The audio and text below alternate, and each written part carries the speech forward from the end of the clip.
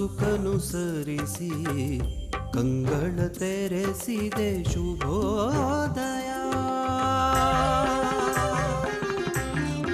ಮೂಡಲ ಮನೆಯ ಮುಸುಕನು ಸರಿಸಿ ಕಂಗಳ ತೆರೆಸಿದೆ ಶುಭೋದಯ. ಮನಸ್ಸಿನ ಮಗನು ಮೆಲ್ಲನೆ ಅರಳಿಸಿ ಚಂದನವನದಲ್ಲಿ ಗಂಧವತಿಯುತ ಹೊಮ್ಮಿಸಿ ಚಿಮ್ಮುವ ಶುಭೋದಯ. ಶುಭೋದಯ ಕರ್ನಾಟಕ, ಶುಭೋದಯ ಕರ್ನಾಟಕ, ಶುಭೋದಯ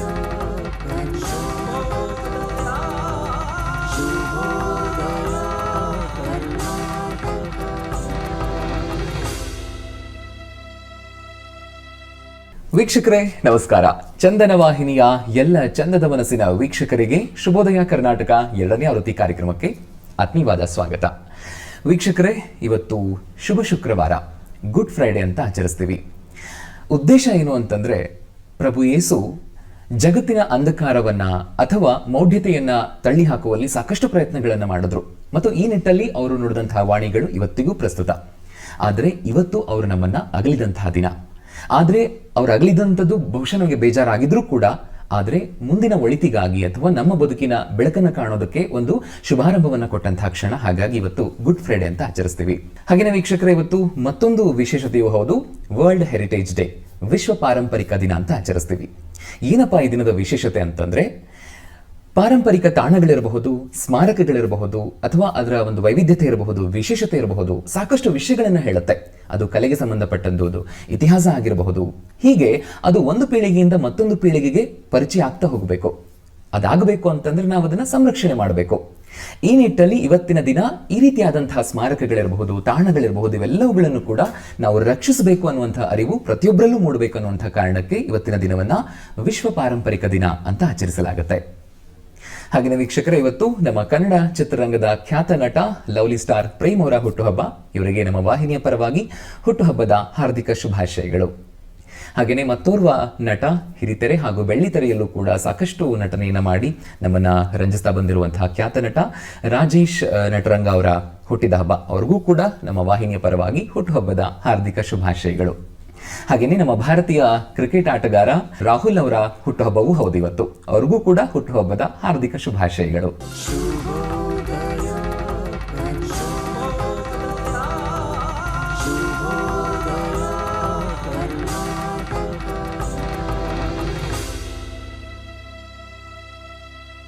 ವೀಕ್ಷಕರೇ, ತಮ್ಮೆಲ್ಲರಿಗೂ ಕೂಡ ಶುಭೋದಯ ಕರ್ನಾಟಕ 2ನೇ ಆವೃತ್ತಿ ಕಾರ್ಯಕ್ರಮಕ್ಕೆ ಆತ್ಮೀಯವಾದ ಸ್ವಾಗತ. ವೀಕ್ಷಕರೇ, ಇವತ್ತಿನ ಕಾರ್ಯಕ್ರಮವನ್ನ ಪ್ರಭು ಯೇಸು ಅವರ ವಾಣಿಯಿಂದನೇ ಶುರು ಮಾಡ್ತಾ ಇದ್ದೀನಿ. ಪ್ರಭು ಯೇಸು ಅವರು ಹೇಳ್ತಾರೆ, ಯಾರು ತಮ್ಮ ಶಿಲುಬೆಯ ಭಾರವನ್ನು ಹೊರಲಿಕ್ಕೆ ಸಾಧ್ಯ ಇಲ್ವೋ, ಆಗೋದೇ ಇಲ್ವೋ ಅಂತ ಹೇಳ್ತಾರೋ ಅವರು ನನ್ನ ಶಿಷ್ಯಂದ್ರಾಗೋದಕ್ಕೆ ಸಾಧ್ಯವೇ ಇಲ್ಲ ಅನ್ನುವಂಥ ಮಾತು. ಶಿಲುಬೆಯ ಭಾರ ಅಂದ್ರೇನು? ನಮ್ಮ ಜೀವನದಲ್ಲಿ ಸಾಕಷ್ಟು ನಮ್ಮ ಜವಾಬ್ದಾರಿಗಳಿರುತ್ತೆ. ಅದು ನಮ್ಮ ಕೆಲಸಕ್ಕೆ ಸಂಬಂಧಿಸಿದಿರಬಹುದು, ಕುಟುಂಬಕ್ಕೆ ಸಂಬಂಧಿಸಿದಿರಬಹುದು, ಸಮಾಜಕ್ಕೆ ಸಂಬಂಧಿಸಿದಿರಬಹುದು, ಅಥವಾ ಒಂದೇ ಮಾತಲ್ಲಿ ಹೇಳಬೇಕು ಅಂತಂದ್ರೆ, ಯಾರು ತಮ್ಮ ಅನ್ನದ ದುಡಿಮೆಯನ್ನು ತಾವೇ ಮಾಡ್ಕೊಳ್ಳೋದಕ್ಕೆ ಸಾಧ್ಯ ಇಲ್ವೋ ಅವರು ನನ್ನ ಶಿಷ್ಯಂದ್ರಾಗೋದಕ್ಕೆ ಸಾಧ್ಯ ಇಲ್ಲ ಅಂತ. ಅಂದ್ರೆ ಆರೋಗ್ಯದ ದೃಷ್ಟಿಯಿಂದ ಅಥವಾ ನಾನಾ ಕಾರಣಗಳಿಂದ ಅವರು ದುಡಿಯಲೇ ಇರಬಹುದು. ಆದ್ರೆ ಎಲ್ಲವೂ ಚೆನ್ನಾಗಿದ್ದು ನಾನು ಬೇರೆ ದುಡಿದು ಮಾತ್ರ ತಿಂತೀನಿ, ಕಸ್ಕೊಂಡು ತಿಂತೀನಿ, ಕಿತ್ಕೊಂಡು ತಿಂತೀನಿ ಅನ್ನುವಂಥದ್ದು ಇದೆಯಲ್ಲ, ಆ ಕೆಟ್ಟ ಧ್ಯೇಯ ಬೇಡ. ಮತ್ತು ಸಮಾಜವನ್ನು ಒಳಿತಿನಡೆಗೆ ಕೊಂಡೊಯ್ಯುವಂಥ ಎಲ್ಲ ಅಂಶಗಳನ್ನು ಕೂಡ ನೀವು ನಿಮ್ಮ ಕರ್ತವ್ಯ, ನಿಮ್ಮ ಜವಾಬ್ದಾರಿ ಅಂತ ಭಾವಿಸಿ ಮುಂದೆ ಹೋಗಿ ಅವರೆಲ್ಲರೂ ಕೂಡ ನನ್ನ ಶಿಷ್ಯಂದ್ರಾಗ್ತಾರೆ. ಅರ್ಥಾತ್ ಇಡೀ ಜಗತ್ತು ಒಂದು ಆರೋಗ್ಯಕರವಾಗಿರುತ್ತೆ ಅನ್ನುವಂಥ ಮಾತಿದು. ಇವತ್ತಿನ ದಿನ ಶುಭ ಶುಕ್ರವಾರ, ಗುಡ್ ಫ್ರೈಡೆ. ಸಾಕಷ್ಟು ವಿಷಯಗಳಿದೆ ಈ ಬಗೆಗೆ ನಾವು ತಿಳ್ಕೊಳ್ಳುವಂಥದ್ದು ಮತ್ತು ಅವರ ವಾಣಿಗಳನ್ನ ನಮ್ಮ ಪ್ರತಿನಿತ್ಯದ ಬದುಕಲ್ಲಿ ಅಳವಡಿಸಿಕೊಳ್ಳುವಂಥದ್ದು. ಈ ನಿಟ್ಟಲ್ಲಿ ಈ ಎಲ್ಲ ವಿಷಯಗಳನ್ನು ಪರಿಚಯ ಮಾಡಿಕೊಳ್ಳೋದಕ್ಕೆ ಇವತ್ತು ನಮ್ಮೊಟ್ಟಿಗಿದ್ದಾರೆ ಬೆಂಗಳೂರು ಮಹಾನಗರ ಕ್ಷೇತ್ರದ ಸಹಾಯಕ ಧರ್ಮಾಧ್ಯಕ್ಷರಾದಂತಹ ಅತಿವಂದನೀಯ ಡಾಕ್ಟರ್ ಆರೋಗ್ಯ ರಾಜ್ ಸತೀಶ್ ಕುಮಾರ್ ಅವರು. ಸ್ವಾಗತಿಸೋಣ. ಬಿಷಪ್ ಅವರೇ, ತಮಗೆ ಕಾರ್ಯಕ್ರಮಕ್ಕೆ ಆತ್ಮೀಯವಾದ ಸ್ವಾಗತ. ಚಂದನವಾಹಿ ವೀಕ್ಷಕರೆಲ್ಲರಿಗೂ ನನ್ನ ನಮಸ್ಕಾರಗಳು. ಧರ್ಮಾಧ್ಯಕ್ಷರೇ, ಮೊದಲನೇದಾಗಿ ಬಹಳ ಸಂತೋಷ ತಾವು ಕಾರ್ಯಕ್ರಮದಲ್ಲಿ ಭಾಗವಹಿಸ್ತಾ ಇರುವಂಥದ್ದು. ಬಹುಶಃ ಪ್ರಭು ಯೇಸು ಅವರ ವಾಣಿಗಳು ಇವತ್ತಿಗೂ ಪ್ರಸ್ತುತವಾಗಿ ನಮ್ಮೆಲ್ಲರ ಮಧ್ಯೆ ಇದೆ. ಅದನ್ನ ಅಳವಡಿಸ್ಕೊಳ್ಬೇಕಾಗಂತ ಅಗತ್ಯತೆ, ಅನಿವಾರ್ಯತೆಯೂ ಇದೆ. ಅದೆಲ್ಲದ್ರ ಬಗ್ಗೆ ಮಾತಾಡೋಣ. ಆದರೆ ಕಾರ್ಯಕ್ರಮನ ಒಂದೊಳ್ಳೆ ಮಾತಿಂದ ಶುರು ಮಾಡೋಣ. ವೀಕ್ಷಕರೇ, ಒಂದೊಳ್ಳೆ ಮಾತು ಇದೀಗ ನಿಮಗಾಗಿ. ಈ ರೀತಿಯಾಗಿದೆ. ಯೋಹಾನ ಬರೆದ ಸುವಾರ್ತೆ ಅಧ್ಯಾಯ 15 ವಾಕ್ಯ 13. ಪ್ರಾಣವನ್ನೇ ಸ್ನೇಹಿತರಿಗೋಸ್ಕರ ಕೊಡುವ ಪ್ರೀತಿಗಿಂತ ಹೆಚ್ಚಿನ ಪ್ರೀತಿಯು ಯಾವುದೂ ಇಲ್ಲ ಅನ್ನುವಂಥ ಮಾತು. ಸೊ ಬಹುಶಃ ನಾವಿಲ್ಲಿ ಪ್ರೀತಿಯ ಒಂದು ಹುಡುಕಾಟದಲ್ಲಿ ನಾವೆಲ್ಲರೂ ಬದುಕ್ತಾ ಇರ್ತೀವಿ ಅಲ್ವಾ. ಸ್ನೇಹಿತರ ಮಧ್ಯೆ ಒಂದು ಪ್ರೀತಿ ಬೇಕು, ನಮ್ಮ ಸಂಬಂಧಿಗಳ ಮಧ್ಯೆ ಒಂದು ಪ್ರೀತಿ ಬೇಕು. ಆದರೆ ಒಬ್ಬೊಬ್ರದೊಂದು ಮಾಪನ ಇರುತ್ತೆ, ಅಳತೆಗೋಲಿರುತ್ತೆ. ಈಗ ನನ್ನ ಸ್ನೇಹಿತ ನನ್ನನ್ನು ಎಷ್ಟು ಪ್ರೀತಿ ಮಾಡ್ತಾನೆ ಅನ್ನೋದಕ್ಕೊಂದು ಅಳತೆಗೋಲಿರುತ್ತೆ. ಅಥವಾ ಇವತ್ತು ನನಗೆ ಭರ್ಜರಿಯಾಗಿ ಊಟ ಕೊಡಿಸ್ಬಿಟ್ರೆ ಅಪ್ಪ ನನ್ನ ಫ್ರೆಂಡ್ ಎಷ್ಟು ಇಷ್ಟಪಡ್ತಾನ ಅಂತ ಹೇಳ್ಬೋದೇನೋ. ನಮಗೆಲ್ಲ ದುಡ್ಡು ಕೊಟ್ಬಿಟ್ರೆ ಹಬ್ಬ ನನ್ನ ಫ್ರೆಂಡ್ ನಾನು ಎಷ್ಟು ಇಷ್ಟಪಡ್ತಾ ಇದ್ದಾನಲ್ವ ಅಂತ ಹೇಳ್ಬಹುದೇನೋ. ಆದರೆ ಇವ್ಯಾವೂ ಕೂಡ ಸರಿಯಾದ ಅರ್ಥಪೂರ್ಣವಾದಂಥ ಅಳತೆಗೋಲುಗಳಲ್ಲ. ಯಾವುದು ಸರಿಯಾದ ಮಾಪನ ಅಥವಾ ಅಳತೆಗೋಲು ಅಂತಂದ್ರೆ, ಯಾರು ತಮ್ಮ ಪ್ರಾಣವನ್ನೇ ಕೊಡೋದಕ್ಕೆ ತಯಾರಾಗಿರ್ತಾರಲ್ವ ಸ್ನೇಹಿತರಿಗೋಸ್ಕರ, ಅವರು ನಿಜವಾದ ಸ್ನೇಹಿತರಾಗ್ತಾರೆ. ಅದು ನಿಜವಾದ ಸ್ನೇಹ ಆಗುತ್ತೆ ಅನ್ನುವಂಥ ಮಾತನ್ನ ಇಲ್ಲಿ ಪ್ರಭು ಯೇಸು ಅವರು ಹೇಳ್ತಾರೆ. ಅರ್ಥಾತ್ ನಾವು ನಿರೀಕ್ಷೆ ಮಾಡುವಂಥ ಪ್ರೀತಿ ಈ ರೀತಿಯಾಗಿ ಇರಬೇಕು. ಅದಷ್ಟೇ ಅಲ್ಲ, ನಾವು ಬೇರೆಯವ್ರಿಗೋಸ್ಕರ ಕೊಡುವಂಥ ಪ್ರೀತಿಯೂ ಕೂಡ ಇದೇ ನಿಟ್ಟಲ್ಲಿರಬೇಕು. ಇಡೀ ಜಗತ್ತಲ್ಲಿ ಒಬ್ರಿಗೊಬ್ಬರ ಸಾಮರಸ್ಯ ಈ ರೀತಿಯಾಗಿದ್ದು ಬಿಟ್ರೆ ಎಲ್ಲವೂ ಕೂಡ ಆನಂದದಾಯಕವಾಗಿರುತ್ತೆ, ಖುಷಿಯಿಂದ ಇರ್ತಾರೆ, ಸಂತೋಷವಾಗಿರ್ತಾರೆ. ಆಗ ಇಡೀ ಮನುಕುಲ ಅನ್ನುವಂಥದ್ದು ಖುಷಿಯಿಂದ ಸಂತೋಷವಾಗಿ ಕಳೆಯುವಂತಹ ಕ್ಷಣಗಳು ಪ್ರತಿದಿನ ಪ್ರತಿ ಕ್ಷಣವೂ ಇರುತ್ತೆ ಅನ್ನುವಂಥ ಮಾತಿದಾಗಿತ್ತು. ಹಾಗಾಗಿ ನಮ್ಮೆಲ್ಲರ ಮಧ್ಯೆ ಇರುವಂಥ ಬಾಂಧವ್ಯನ ತುಂಬ ಪವಿತ್ರವಾಗಿ ತುಂಬ ಖುಷಿಯಿಂದ ಕಂಡುಕೊಳ್ಳೋಣ.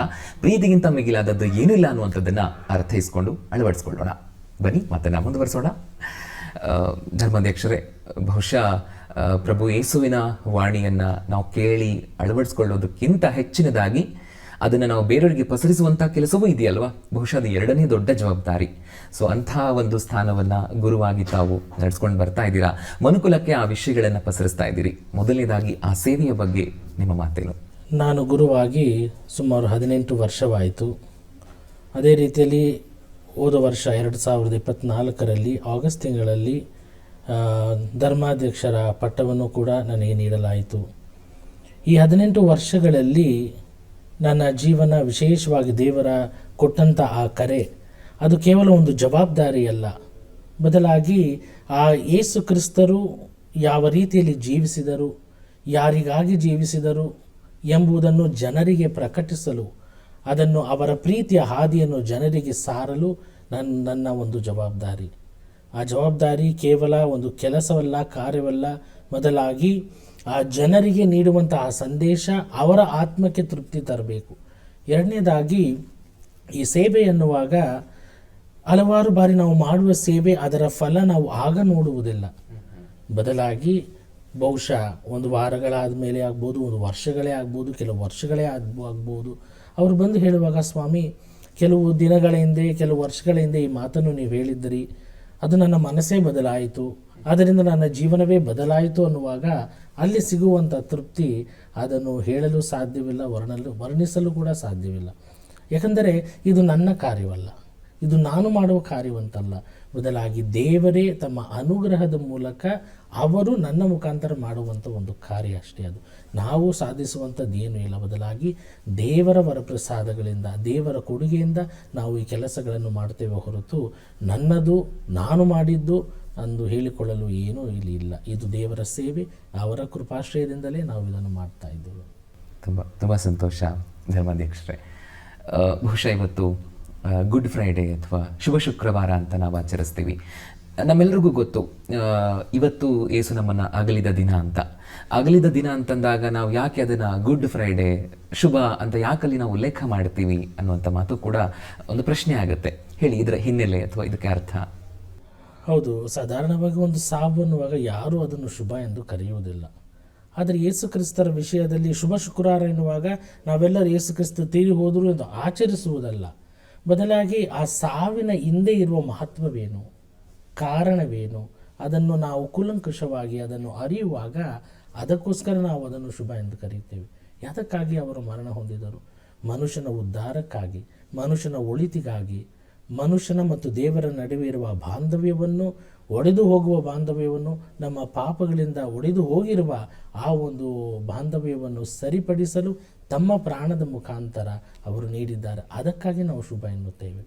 ಅಂದರೆ ಅವರ ಸಾವಿನಿಂದ ಒಂದು ಮನುಕುಲಕ್ಕೆ ಜೀವ ಲಭಿಸಿದೆ, ಮನುಕುಲಕ್ಕೆ ಒಂದು ರೀತಿಯಲ್ಲಿ ಹೊಸ ಒಂದು ಉಲ್ಲಾಸ ಅಥವಾ ಒಂದು ರೀತಿಯಲ್ಲಿ ಒಂದು ಹೊಸ ಜೀವನ ಆಸೆ ಲಭಿಸುತ್ತದೆ. ಒಂದು ಉದಾಹರಣೆ ನೀಡ್ತೇನೆ. ಒಬ್ಬ ವ್ಯಕ್ತಿ ವಿಶೇಷವಾದ ರೀತಿಯಲ್ಲಿ ಅವನಿಗೆ ಸರ್ಜರಿ ಆಗಬೇಕು, ಆಪರೇಷನ್ ಆಗಬೇಕು ಅನ್ನುವಾಗ ಅದು ಒಂದು ರೀತಿಯಲ್ಲಿ ಆ ಸರ್ಜರಿ ನೋವನ್ನು ಉಂಟು ಮಾಡಬಹುದು, ಅಥವಾ ಅದೊಂದು ರೀತಿಯಲ್ಲಿ ಸಮಯವನ್ನು ತೆಗೆದುಕೊಳ್ಬಹುದು. ಆದರೆ ಆ ಸರ್ಜರಿ ಆದಮೇಲೆ ಅವನಿಗೆ ಸಿಗುವಂಥ ಆರೋಗ್ಯ ಬಹಳ ಮುಖ್ಯ. ಆ ಕ್ಷಣಕ್ಕೆ ಅದು ಒಂದು ರೀತಿಯಲ್ಲಿ ನೋವುಂಟಾಗಬಹುದು, ಆದರೆ ಅದು ಅವನ ಆರೋಗ್ಯಕ್ಕೆ ಅದು ಒಳಿತಾಗುತ್ತದೆ ಅಥವಾ ಅವನ ಆರೋಗ್ಯವನ್ನು ಅಧಿಕರಿಸ್ತದೆ ಎನ್ನುವಾಗ ಖಂಡಿತವಾಗಿ ಆ ನೋವನ್ನು ಕೂಡ ಅವರು ಸ್ವೀಕರಿಸಲು ಸಿದ್ಧರಾಗಿರ್ತಾರೆ. ಅದೇ ರೀತಿಯಲ್ಲಿ ಆ ಯೇಸು ಕ್ರಿಸ್ತರ ಸಾವು ಮನುಕುಲದ ಉದ್ಧಾರಕ್ಕಾಗಿ, ಮನುಷ್ಯನ ಒಳಿತಿಗಾಗಿ, ಮನುಷ್ಯನ ಏಳಿಗೆಗಾಗಿ ಎಂಬುದನ್ನು ನೆನೆಯುವಾಗ ಖಂಡಿತವಾಗಿ ಅದನ್ನು ನಾವು ಶುಭ ಎಂದು ಕರೆಯುತ್ತೇವೆ. ಧರ್ಮಾಧ್ಯಕ್ಷರು, ನಮಗಿಲ್ಲಿ ಒಂದು ಸಂಗತಿ ಗೊತ್ತಾಗುತ್ತೆ. ಹೇಗೆ ಪ್ರಭು ಯೇಸುವರ ಚಿಂತನೆಗಳಿತ್ತು, ಅಥವಾ ಅವರು ಎಷ್ಟು ಒಂದು ಇಡೀ ಮನುಕುಲದ ಒಂದು ಬದುಕಿನ ವೈಖರಿಯನ್ನ ಅರ್ಥೈಸ್ಕೊಂಡಿದ್ರು ಅನ್ನೋದಕ್ಕೆ. ಯಾಕೆಂದ್ರೆ ಈ ದಿನ ಅಂದ್ರೆ ಶುಭ ಶುಕ್ರವಾರ ಅವರನ್ನ ಶಿಲುಬೆಗೆ ಏರಿಸ್ತಾರೆ ಅಥವಾ ಈ ರೀತಿಯೆಲ್ಲ ಆಗುತ್ತೆ ಅನ್ನುವಂಥದ್ದು ಅವರ ಸಂಗಡಿಗರಿಂದ ಅಥವಾ ಶಿಷ್ಯರಿಂದಲೇ ಅದು ಹೋಗುತ್ತೆ ಮಾಹಿತಿ. ಅಂದ್ರೆ ಇದು ನಮ್ಮ ಸುತ್ತ ಇರುವಂತಹ ಜನರೇ ಇದನ್ನ ಈ ರೀತಿ ಮಾಡ್ತಾರೆ ಅನ್ನುವಂಥದ್ದು ಅವ್ರಿಗೆ ತಿಳಿದಿದ್ರೂ ಕೂಡ ಅವ್ರು ಏನೂ ಗೊತ್ತಿಲ್ಲದೆ ಹಾಗೆ ಅದನ್ನ ಸ್ವೀಕಾರ ಮಾಡ್ತಾರಲ್ವಾ. ಬಹುಶಃ ಆ ಚಿಂತನೆ ಬಗ್ಗೆ ತಾವೊಬ್ಬ ಗುರುವಾಗಿ ಏನು ಹೇಳಕ್ ಇಷ್ಟಪಡ್ತೀರಿ? ಯೇಸು ಕ್ರಿಸ್ತರಿಗೆ ಖಂಡಿತವಾಗಿ ಎಲ್ಲದ ಬಗ್ಗೆ ಅರಿವಿತ್ತು. ಅವರು ಯಾವ ರೀತಿಯಲ್ಲಿ ಸಾಯಬೇಕಾಗಿತ್ತು, ಯಾರು ಅವರನ್ನು ಪರಾಧೀನ ಮಾಡ್ತಾರೆ, ಯಾವ ರೀತಿಯಲ್ಲಿ ಅವರ ಒಂದು ಲೋಕದ ಪಯಣ ಇರುತ್ತದೆ ಎಂಬುದು ಎಲ್ಲವೂ ಅವರಿಗೆ ಅರಿವಿತ್ತು. ಆದರೂ ಸಹ ಆ ಅರಿವಿದ್ದರೂ ಸಹ ಅದನ್ನು ತನ್ನ ಒಳಿತಿಗಾಗಿ ಅವರು ಉಪಯೋಗಿಸಲಿಲ್ಲ.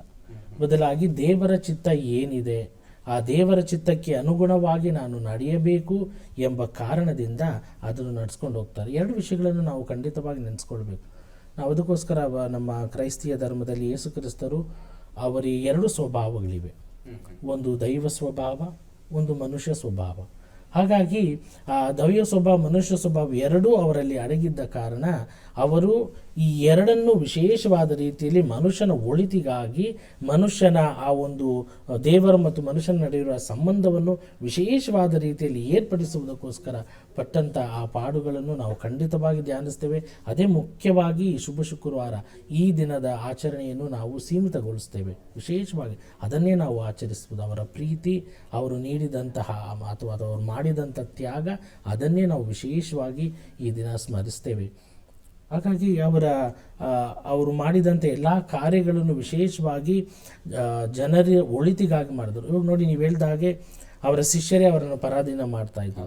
ಆ ಸಮಯದಲ್ಲಿ ಆ ಶಿಷ್ಯರಿಗೆ ಅದು ಅರ್ಥವಾಯಿತು ಇಲ್ಲೋ ಗೊತ್ತಿಲ್ಲ, ಆದರೆ ಮುಂದಿನ ಅವರು ಜೀವನ ನಡೆಸ್ತಾ ಇದ್ದಾಗ ಅವರ ಪಾಪಗಳ ಅರಿವು ಅವ್ರಿಗಾಗುತ್ತೆ.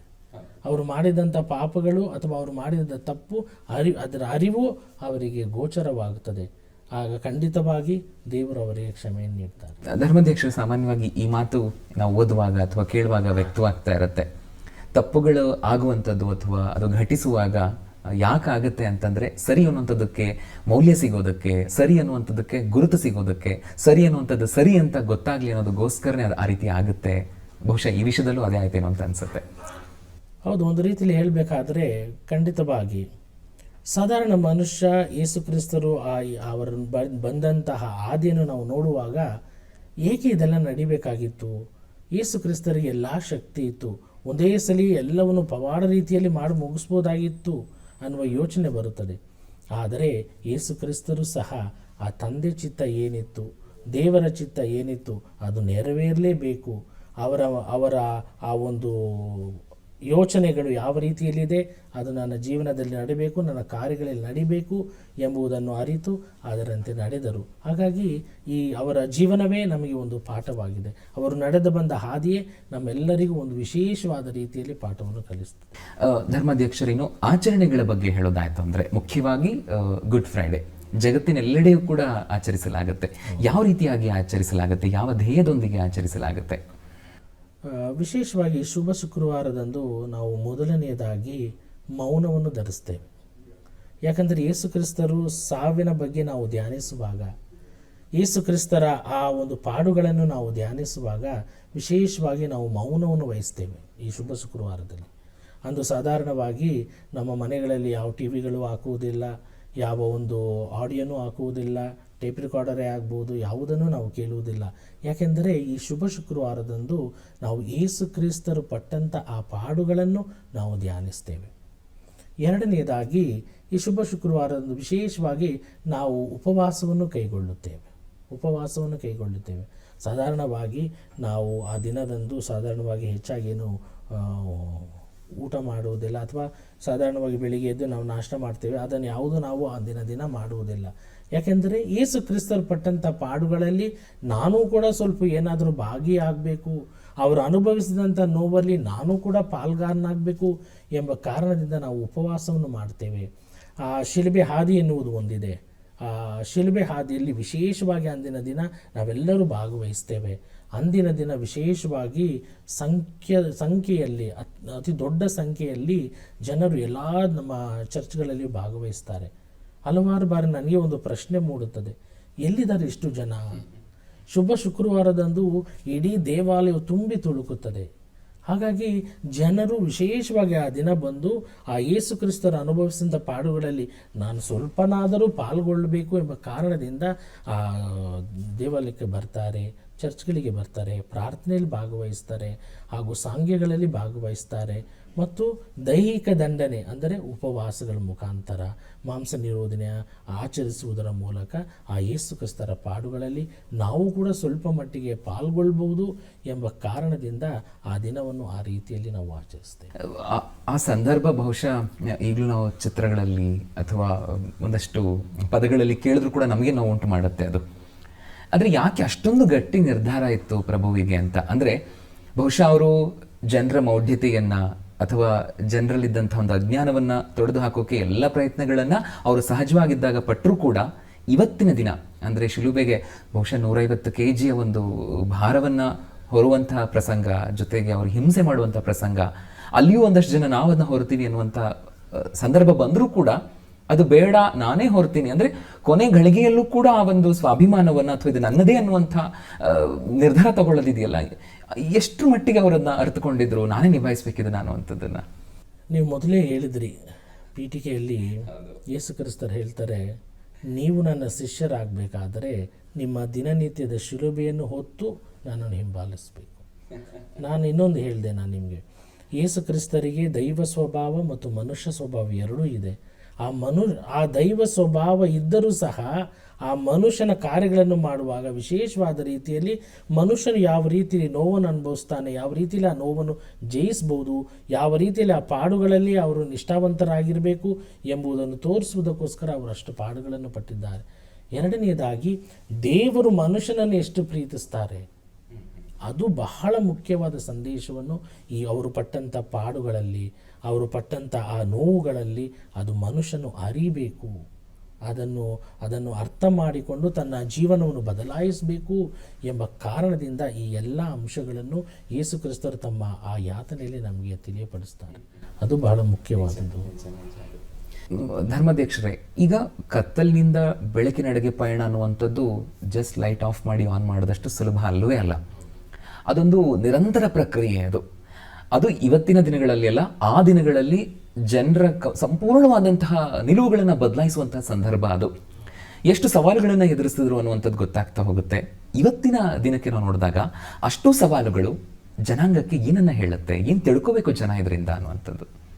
ಯೇಸು ಕ್ರಿಸ್ತರ ಬೋಧನೆ ಅದು ಈ ಕಾಲಕ್ಕೆ ಆ ಕಾಲಕ್ಕೆ ಅಂತಲೂ ಹೇಳಕ್ಕೆ ಬರೋದಿಲ್ಲ, ಅದು ಎಲ್ಲ ಕಾಲದಲ್ಲೂ ಅನ್ವಯಿಸ್ತದೆ. ಯೇಸು ಕ್ರಿಸ್ತರ ಬೋಧನೆ ಎನ್ನುವುದು ಎಲ್ಲ ಕಾಲಕ್ಕೂ ಅನ್ವಯಿಸ್ತದೆ. ಆಗಿನ ಅವರು ಬಾಳಿದಂಥ ಕಾಲದಲ್ಲಿ ಅವರ ಬೋಧನೆಯನ್ನು ಕೇಳುವಾಗ ಅವರನ್ನು ಸುತ್ತುವರಿದ ಜನರು ಕೂಡ ಹಲವಾರು ಜನರು ಅದನ್ನು ಸ್ವೀಕರಿಸಿದ್ರು, ಹಲವಾರು ಜನರು ಅದನ್ನು ಸ್ವೀಕರಿಸಲಿಲ್ಲ. ಆದರೆ ಸ್ವೀಕರಿಸಿದವರು ಪ್ರಾಮಾಣಿಕವಾಗಿ ಅವರನ್ನು ಹಿಂಬಾಲಿಸಿದರು. ಅವರು ಆಡಿದ ಮಾತುಗಳನ್ನು ವಿಶೇಷವಾಗಿ ತಮ್ಮ ಜೀವನಕ್ಕೆ ಅಳವಡಿಸ್ಕೊಂಡ್ರು. ಆಗಿನ ಕಾಲ ಒಂದಿತ್ತು, ಅಂದರೆ ಆ ಒಂದು ಸ್ಥಿತಿಗತಿಗಳು, ಆಗಿನ ಸ್ಥಿತಿಗತಿಗಳೇ ಬೇರೆ, ಈಗಿನ ಸ್ಥಿತಿಗತಿಗಳೇ ಬೇರೆ. ಅವರ ಸಂದೇಶ ಆ ಕಾಲಕ್ಕೆ ಆಗಿನ ಜನರಿಗೆ ಅನ್ವಯಿಸ್ತು. ಈಗಿನ ಕಾಲಕ್ಕೆ ಅನ್ವಯಿಸುವಾಗ ಈಗ ನೋಡಿ, ಅವರು ಶಾಂತಿಯ ಬಗ್ಗೆ ಮಾತನಾಡ್ತಾರೆ. ಆಗಿನ ಕಾಲದ ಶಾಂತಿಗೂ ಈ ಕಾಲಿನ ಶಾಂತಿಗೂ ಬಹಳ ವ್ಯತ್ಯಾಸವಿದೆ. ಆಗಿನ ಕಾಲದ ಶಾಂತಿ ಏನಂದರೆ ಅಲ್ಲಿ ಓಡಾಡಬೇಡ್ರಿ, ಇವರು ಇದು ಮಾಡಬೇಡಿ, ನೀವು ಒಂದು ಕಡೆ ಕೂತ್ಕೊಳ್ಳಿ, ಶಾಂತಿಯಾಗಿರಿ. ಆದರೆ ಈ ಕಾಲಕ್ಕೆ ಅನ್ವಯಿಸುವಾಗ ಶಾಂತಿ ಅಂದರೆ ಅದು ಒಂದು ವಿಭಿನ್ನವಾದ ಒಂದು ಅಂಶ. ಯಾಕೆಂದರೆ ಮನುಷ್ಯನಿಗೆ ಇಂದು ಈ ಕಾಲಕ್ಕೆ ನೆಮ್ಮದಿ ಬೇಕು, ಶಾಂತಿ ಬೇಕು. ಎಷ್ಟೇ ದುಡಿರಿ ನೀವು, ಎಷ್ಟೇ ಇರಲಿ ಮನುಷ್ಯನಿಗೆ, ಆ ಮನುಷ್ಯನಿಗೆ ಶಾಂತಿ ಇಲ್ಲ ಅಂದರೆ ಅವನು ಕೋಟಿ ಕೋಟಿ ಇಟ್ಟಿದ್ರೂ ಸಹ ಅದು ಯಾವುದಕ್ಕೂ ಪ್ರಯೋಜನ ಇಲ್ಲ, ಸಮಾಧಾನ ಇಲ್ಲ. ಮನುಷ್ಯನಿಗೆ ಬೇಕಾಗಿರೋ ಸಮಾಧಾನ. ಆ ಶಾಂತಿಯ ಸಂದೇಶವನ್ನು ಆಗಿಂದಲೂ ಸಾರಿದ್ರು. ಆ ಶಾಂತಿಯ ಸಂದೇಶ ಆಗಿನ ಕಾಲಕ್ಕೂ ಕೂಡ ಅದು ಅನ್ವಯಿಸ್ತು, ಈಗಿನ ಕಾಲಕ್ಕೂ ಅನ್ವಯಿಸ್ತು. ತುಂಬ ಸಂತೋಷ. ಈ ವಿಷಯಗಳನ್ನು ಎಷ್ಟು ಮಟ್ಟಿಗೆ ಮನುಷ್ಯ ತಗೊಳ್ಳುವಂಥದ್ದು ಅಗತ್ಯತೆ ಇದೆ ಇವತ್ತಿನ ದಿನಗಳಲ್ಲಿ ಅಂತ ಹೇಳ್ತೀರಿ? ಏಕೆಂದರೆ ಪ್ರಭು ಯೇಸು ಅವರು ನಮ್ಮ ಬದುಕಿನ ಹಂತ ಹಂತವಾಗಿ, ಅಂದರೆ ಹೆಜ್ಜೆ ಹೆಜ್ಜೆಗೂ ಬೇಕಾದಂಥ ಅಷ್ಟು ವಿಷಯಗಳನ್ನು, ಬೋಧನೆಗಳನ್ನು ಮಾಡ್ತಾ ಬಂದಿದ್ದಾರೆ. ಮನುಷ್ಯ ಎಷ್ಟನ್ನ ಯಾವ ರೀತಿಯಾಗಿ ಅಳವಡಿಸ್ಕೊಳ್ಳೋದು ಅಗತ್ಯತೆ ಇದೆ ಅಂತ ಹೇಳ್ತೀರಿ ತಾವು? ಯೇಸುಗೆ ನಾನು ಮೊದಲೇ ಹೇಳಿದಾಗೆ ಅವರ ಆ ಒಂದು ಬೋಧನೆ ಆಗ್ಬೋದು, ಅವರು ಕಲಿಸಿದಂಥ ಪಾಠ ಆಗ್ಬೋದು, ಒಂದು ಕಾಲಕ್ಕೆ ಸೀಮಿತವಲ್ಲ, ಅದು ಎಲ್ಲ ಕಾಲಗಳಿಗೂ ಸೀಮಿತವಾಗಿದೆ. ಹಾಗಾಗಿ ಇವಾಗ ಯೇಸು ಕ್ರಿಸ್ತರು ಹೇಳ್ತಾರೆ, ಬಡವರು ಭಾಗ್ಯವಂತರು, ಬಡವರು ಭಾಗ್ಯವಂತರು. ಆ ಬಡವರು ಭಾಗ್ಯವಂತರು ಅನ್ನುವ ಸಾಧಾರಣ ಮನುಷ್ಯನಿಗೆ ಇದೇನು ಹೇಳ್ತಾ ಇದ್ದಾರೆ? ಹಂಗಾದ್ರೆ ಹಣ ಇಲ್ದಿರೋರು ಭಾಗ್ಯವಂತರ, ಅಥವಾ ಬಡವರು ಬೀದಿಲಿದ್ದರೆ ಭಾಗ್ಯವಂತರ, ಆ ರೀತಿ ಯೋಚನೆಗಳನ್ನ ನಮಗೆ ಬರ್ಬೋದು. ಆದರೆ ಯೇಸು ಕ್ರಿಸ್ತರು ಆಡಿದಂಥ ಮಾತು, ಯಾಕೆ ಬಡವರು ಭಾಗ್ಯವಂತರು? ಯಾಕೆಂದರೆ ಅವರು ಯಾರ ಮೇಲೆ ಅವಲಂಬಿತರಾಗಿದ್ದಾರೆ? ದೇವ್ರ ಮೇಲೆ ಅವಲಂಬಿತರಾಗಿದ್ದಾರೆ. ದೇವರನ್ನು ಎಲ್ಲದರಲ್ಲಿ ಅವರು ಸ್ತುತಿಸುತ್ತಾರೆ, ಗೌರವಿಸುತ್ತಾರೆ, ಎಲ್ಲದರಲ್ಲಿ ಅವರು ದೇವರನ್ನು ಜಪಿಸುತ್ತಾರೆ. ಯಾಕಂದರೆ ಅವರ ಸಂಪೂರ್ಣವಾದ ಅವಲಂಬನೆ ಆಗ್ಬೋದು, ಸಂಪೂರ್ಣವಾದ ಡಿಪೆಂಡೆನ್ಸ್ ಅಂತಾರಲ್ಲ, ಅದನ್ನು ಅದು ಖಂಡಿತವಾಗಿ ದೇವ್ರ ಮೇಲಿದೆ. ಅದಕ್ಕಾಗಿ ಯೇಸು ಕ್ರಿಸ್ತರು ಹೇಳ್ತಾರೆ, ಬಡವರು ಭಾಗ್ಯವಂತರು. ಎರಡನೇದಾಗಿ ಶಾಂತಿಗಾಗಿ ಹೋರಾಡಬೇಕು, ಮನುಷ್ಯನ ಒಳಿತಿಗಾಗಿ ನಾವು ದುಡಿಯಬೇಕು ಎಂಬ ಆ ಸಂದೇಶವನ್ನು ಸಾರ್ತಾರೆ. ಆ ಸಂದೇಶ ಇಂದು ಬಹಳವಾಗಿ ಅನ್ವಯಿಸ್ತದೆ. ಈಗ ಎಷ್ಟೋ ಜನರು ಶೋಷಿತರಿದ್ದಾರೆ, ಎಷ್ಟೋ ಜನರು ನಿರ್ಗತಿಕರಿದ್ದಾರೆ.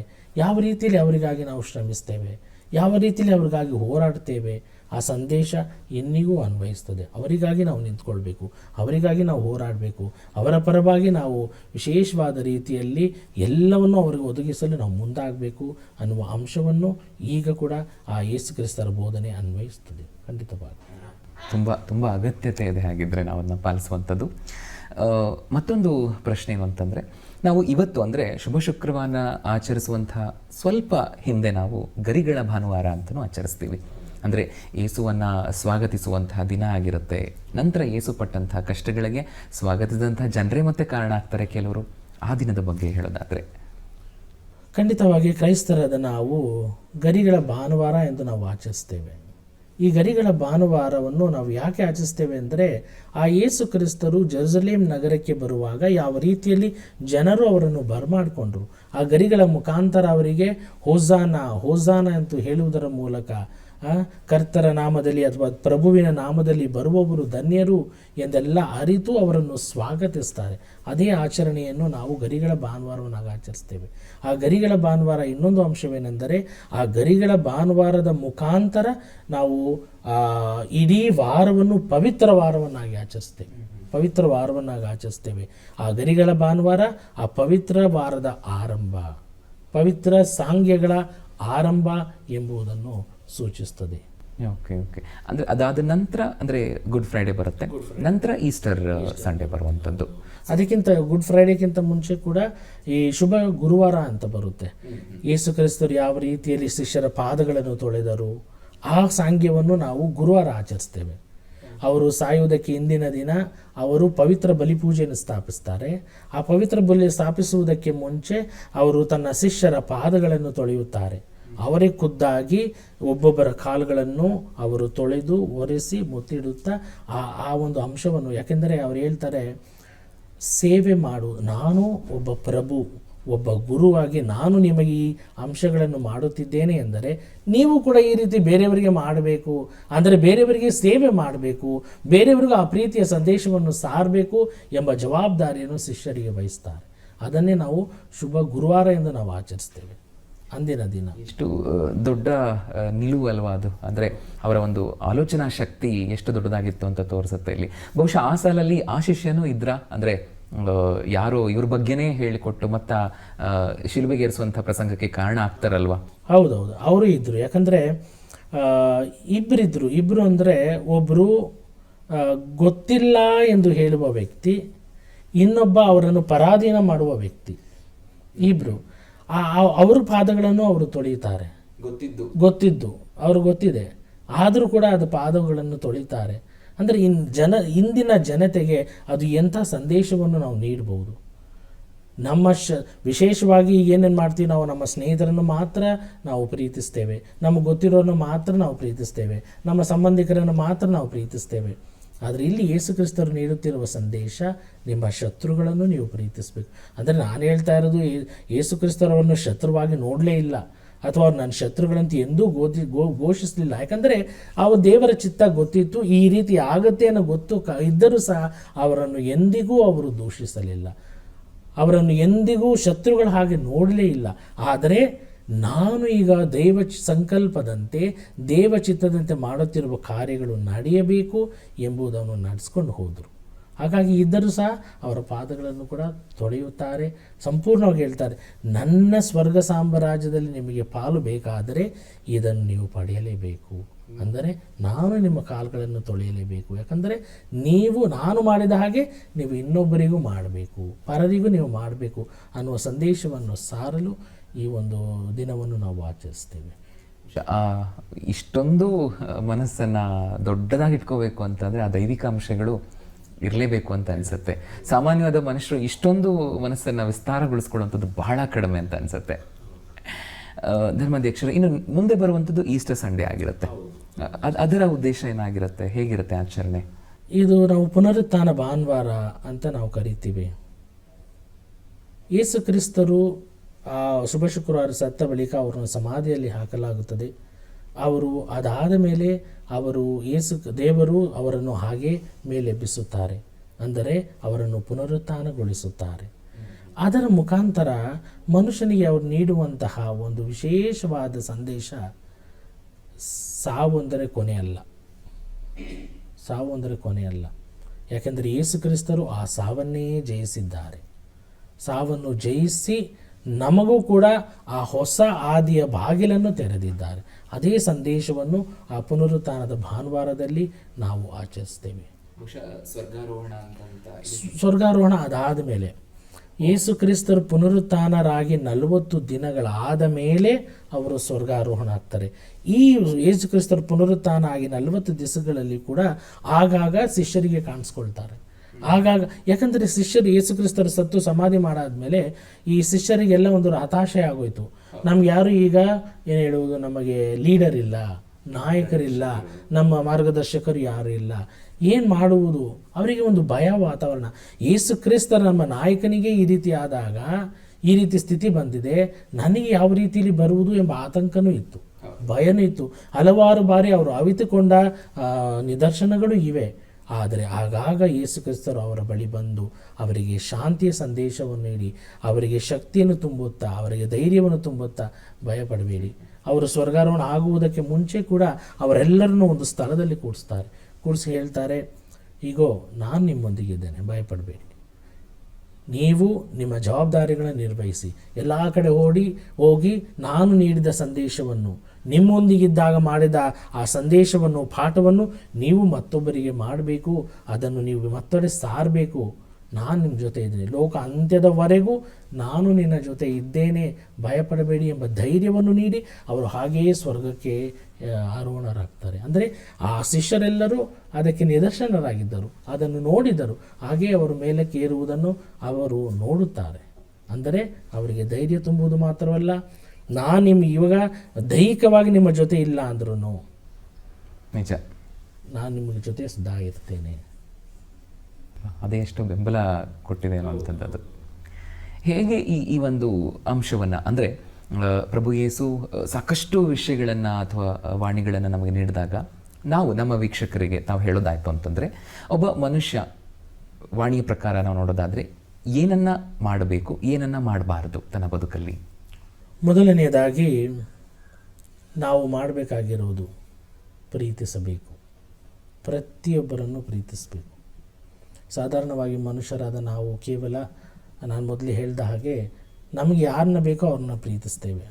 ಆದರೆ ಯೇಸು ಕ್ರಿಸ್ತರು ಇಂದಿಗೂ ನಮಗೆ ನೀಡುತ್ತಿರುವ ಸಂದೇಶ, ಎಲ್ಲರನ್ನು ನಾವು ಪ್ರೀತಿಸಬೇಕು, ಎಲ್ಲರನ್ನೂ ಗೌರವಿಸಬೇಕು, ಎಲ್ಲರಿಗೂ ನೀಡಬೇಕಾದ ಆದ್ಯತೆಯನ್ನು ನಾವು ನೀಡಬೇಕು. ಎರಡನೆಯ ಸಂದೇಶ ಕ್ಷಮೆ. ಇದೇ ಮನುಷ್ಯನಿಗೆ ಬಹಳ ಕಷ್ಟವಾದ ಒಂದು ಕೆಲಸ. ಒಬ್ಬ ನನ್ನ ವಿರುದ್ಧ ತಪ್ಪು ಮಾಡಿದ್ದಾನೆ, ನನ್ನ ವಿರುದ್ಧ ಪಾಪ ಮಾಡಿದ್ದಾನೆ, ನನ್ನ ವಿರುದ್ಧ ಇಲ್ಲ ಸಲ್ಲದನ್ನು ಆಡಿದ್ದಾನೆ, ನನ್ನ ವಿರುದ್ಧ ಎಲ್ಲ ಕಡೆ ಹೋಗಿ ತಪ್ಪು ಭಾವನೆಯನ್ನು ಮೂಡಿಸಿದ್ದಾನೆ, ತಪ್ಪು ಸಂದೇಶವನ್ನು ನೀಡಿದ್ದಾನೆ ಎಂದು ಎಲ್ಲ ನನಗೆ ಗೊತ್ತಿದ್ದರೂ ಸಹ ಅವನನ್ನು ಕ್ಷಮಿಸಲು ಸಾಧ್ಯವೇ ಎಂಬ ಪ್ರಶ್ನೆಗೆ ಯೇಸು ಕ್ರಿಸ್ತನು ನೀಡುವಂಥ ಉತ್ತರ, ನೀವು ಕ್ಷಮಿಸಬೇಕು, ಕ್ಷಮಿಸಲೇಬೇಕು. ಅದೇ ದೇವರು ಯೇಸು ಕ್ರಿಸ್ತನು ನೀಡುತ್ತಿರುವ ಮುಖ್ಯವಾದ ಎರಡನೆಯ ಸಂದೇಶ. ಕ್ಷಮಿಸಿರಿ, ಪ್ರೀತಿಸಿರಿ, ಕ್ಷಮಿಸಿರಿ. ಮೂರನೇದಾಗಿ ಆ ಪ್ರೀತಿ ಎನ್ನುವಾಗ ನಾನು ನನ್ನನ್ನು ಎಷ್ಟು ಪ್ರೀತಿಸ್ತೇನೆ ಅಷ್ಟೇ ನೀವು ಮತ್ತೊಬ್ಬರನ್ನು ಪ್ರೀತಿಸಬೇಕು. ಅದು ಬಹಳ ಮುಖ್ಯ. ನಾವು ಸಾಧಾರಣವಾಗಿ ನಾವೇನು ಮಾಡ್ತೇವೆ, ನಾನು ಸುಖವಾಗಿರಬೇಕು, ನನ್ನ ಕುಟುಂಬ ಸುಖವಾಗಿರಬೇಕು, ನನ್ನ ಮನೆತನದವರು ಸುಖವಾಗಿರಬೇಕು, ನಮ್ಮ ಮನೆಯವರು ಸುಖವಾಗಿರಬೇಕು, ಅದೆಲ್ಲ ನಾವು ಯೋಚನೆ ಮಾಡ್ತೇವೆ.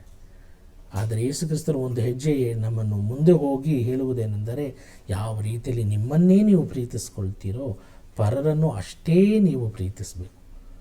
ಇನ್ನೊಂದು ಮುಖ್ಯವಾದ ಅಂಶ ಏನು ಹೇಳ್ತಾರೆ ಅಂದರೆ, ಪರರು ನಿನಗೆ ಅವ್ರು ಏನು ಮಾಡಬೇಕು ಅಂತ ನೀವು ಬಯಸ್ತೀರೋ ಅದನ್ನೇ ನೀವು ಅವ್ರಿಗೆ ಮಾಡಿ, ಅದೇ ನೀವು ಮಾಡಿ. ಅವ್ರು ಹೇಳಿ, ಇವಾಗ ನಾನೇನು ಮಾಡ್ತೇನೆ, ನಾನು ಇಲ್ಲಿ ನಿಂತಿದ್ದೇನೆ, ಎಲ್ಲರೂ ಬಂದು ನನಗೆ ಗುಡ್ ಮಾರ್ನಿಂಗ್ ವಿಶ್ ಮಾಡಬೇಕು ಅಂತ ನಾನು ಬಯಸ್ತೇನೆ. ಆದರೆ ಯೇಸು ಕ್ರಿಸ್ತರು ಹೇಳು, ನೀನು ಬಯಸ್ತಾ ಇದೆಯಾ, ಅದ್ರ ಮೊದಲು ನೀನು ಅವ್ರಿಗೆ ಗುಡ್ ಮಾರ್ನಿಂಗ್ ಹೇಳು. ನೀನು ಬೇರೆಯವ್ರು ನಿನ್ಗೆ ಏನು ಬಯಸಬೇಕು ಮಾಡಬೇಕು ಅಂತ ನೀನು ಬಯಸ್ತೀಯೋ ಅದನ್ನೇ ನೀನು ಇನ್ನೊಬ್ಬರಿಗೆ ಮಾಡು. ಅದೇ ಎಲ್ಲ ಒಂದು ಅವರ ಸಂದೇಶದ ಮುಖ್ಯವಾದ ತಾತ್ಪರ್ಯನೇ ಇದು. ಅವರು ಮಾಡಿದಂಥ ಎಲ್ಲ ಬೋಧನೆಗಳ ತಾತ್ಪರ್ಯ ಒಂದು ರೀತಿಯಲ್ಲಿ ಇಂಗ್ಲೀಷಲ್ಲಿ ಹೇಳಬೇಕಾದ್ರೆ that is called golden rule. ಅಂದರೆ ನೀನು ಬೇರೆಯವರಿಂದ ನಿನಗೆ ಏನು ಮಾಡಬೇಕು ಅಂತ ಬಯಸ್ತೀಯೋ ಅದನ್ನೇ ನೀನು ಬೇರೆಯವರಿಗೆ ಮಾಡು. ಅದೇ ಬಹಳ ಮುಖ್ಯವಾದ. ನಾಲ್ಕನೇದಾಗಿ ಶಾಂತಿಯ ಸಂದೇಶ. ಯೇಸು ಕ್ರಿಸ್ತನು ನೀಡುವುದು ಶಾಂತಿಯ ಸಂದೇಶ. ಇಂದು ನಾವೆಲ್ಲ ಕೇಳ್ತಾ ಇದ್ದೀವಿ, ನೋಡ್ತಾ ಇದ್ದೀವಿ, ಪೇಪರಲ್ಲಿ ಓದ್ತೀವಿ, ಮನುಷ್ಯ ಕೇವಲ 135 ರೂಪಾಯಿಗೆ ಒಬ್ಬರನ್ನು ಕೊಲೆ ಮಾಡೋಕ್ಕೆ ಮುಂದಾಗ್ತಾರೆ. ಕೆಲವು ಅಂಶಗಳಿಗೆ ಜಗಳವಾಡಿ ತಮ್ಮ ನೆಮ್ಮದಿಗಳನ್ನು ಹಾಳು ಮಾಡಿಕೊಳ್ತಾರೆ. ಹಾಗಾಗಿ ಈ ಸಮಯದಲ್ಲಿ ಯೇಸು ಕ್ರಿಸ್ತನು ನೀಡುವ ಸಂದೇಶ ಶಾಂತಿಯ ಸಂದೇಶ. ಶಾಂತಿಯನ್ನು ನಾವೆಲ್ಲೆಡೆ ಪಸರಿಸಬೇಕು. ಅದು ನನ್ನಿಂದ ಪ್ರಾರಂಭವಾಗಲಿ. ಅದನ್ನು ಶಾಂತಿಯ ಸಂದೇಶವನ್ನು ಎಲ್ಲೆಡೆ ನಾನು ಸಾರುವಾಗ ಬಹುಶಃ ನಮ್ಮ ವಾತಾವರಣ, ನಾನು ಎಲ್ಲಿದ್ದೇನೋ ಯಾವ ರೀತಿಯಲ್ಲಿ ಇದನ್ನು ಖಂಡಿತವಾಗಿ ಅದೊಂದು ವಾಸಿಸುವಂತಹ ಒಂದು ಮುಖ್ಯವಾದ ಒಂದು ತಾಣವಾಗಿಬಿಡುತ್ತದೆ ಯಾವಾಗ ನಾನು ಶಾಂತಿಯ ಸಂದೇಶವನ್ನು ಸಾರ್ತೇನೆ. ಆ ಶಾಂತಿಯನ್ನು ಬೆಳೆಸಲು ಯಾವಾಗ ನಾನು ಮುಂದಾಗ್ತೇನೋ ಖಂಡಿತವಾಗಿ ಆ ಸ್ಥಳ ಪರಿಶುದ್ಧವಾಗ್ತದೆ, ಬಾಳುವಂತಹ ಯೋಗ್ಯವಾದ ಸ್ಥಾನವಾಗ್ತದೆ. ಅದನ್ನು ಎಂದಿಗೂ ನಾವು ಮರೆಯಬಾರದು. ಈ ರೀತಿಯ ಅಂಶಗಳನ್ನು ಯೇಸು ಕ್ರಿಸ್ತರು ತಮ್ಮ ಸಂದೇಶವನ್ನಾಗಿ ಅವರು ನಮಗೆ ನೀಡ್ತಾ ಇದ್ದಾರೆ. ಮನುಷ್ಯ ಯಾವಾಗಲೂ ಕೂಡ ಈ ಥರದ್ದು ಎಷ್ಟೋ ಒಳ್ಳೆಯ ವಿಷಯಗಳಿರುತ್ತೆ, ಸಾಕಷ್ಟು ಮಹನೀಯರು ಈ ಸಾಲಲ್ಲಿ ಬರ್ತಾರೆ. ಆದರೆ ಬೇಗ ಸ್ವೀಕಾರ ಮಾಡುವಂಥದ್ದು ಕೆಟ್ಟದ್ದನ್ನೇ. ಒಳ್ಳೆಯದನ್ನು ಯಾಕೆ ಸ್ವೀಕಾರ ಮಾಡಲ್ಲ? ಬಹುಶಃ ನಿಮ್ಮ ಒಂದು ಅನುಭವದಲ್ಲಿ ಹೆಚ್ಚಿನದಾಗಿ ಕಂಡಿರ್ತೀರಿ ಈ ವಿಷಯವನ್ನು. ಏನು ಹೇಳ್ತೀರಿ ಹಾಗಿದ್ರೆ? ಮನುಷ್ಯ ಮೊದಲನೇದು ಒಳ್ಳೆಯದನ್ನು ಆಯ್ಕೆ ಮಾಡಿ ತಗೊಳ್ಳಿ ಅನ್ನುವಂಥ ಮಾತಿಗೆ.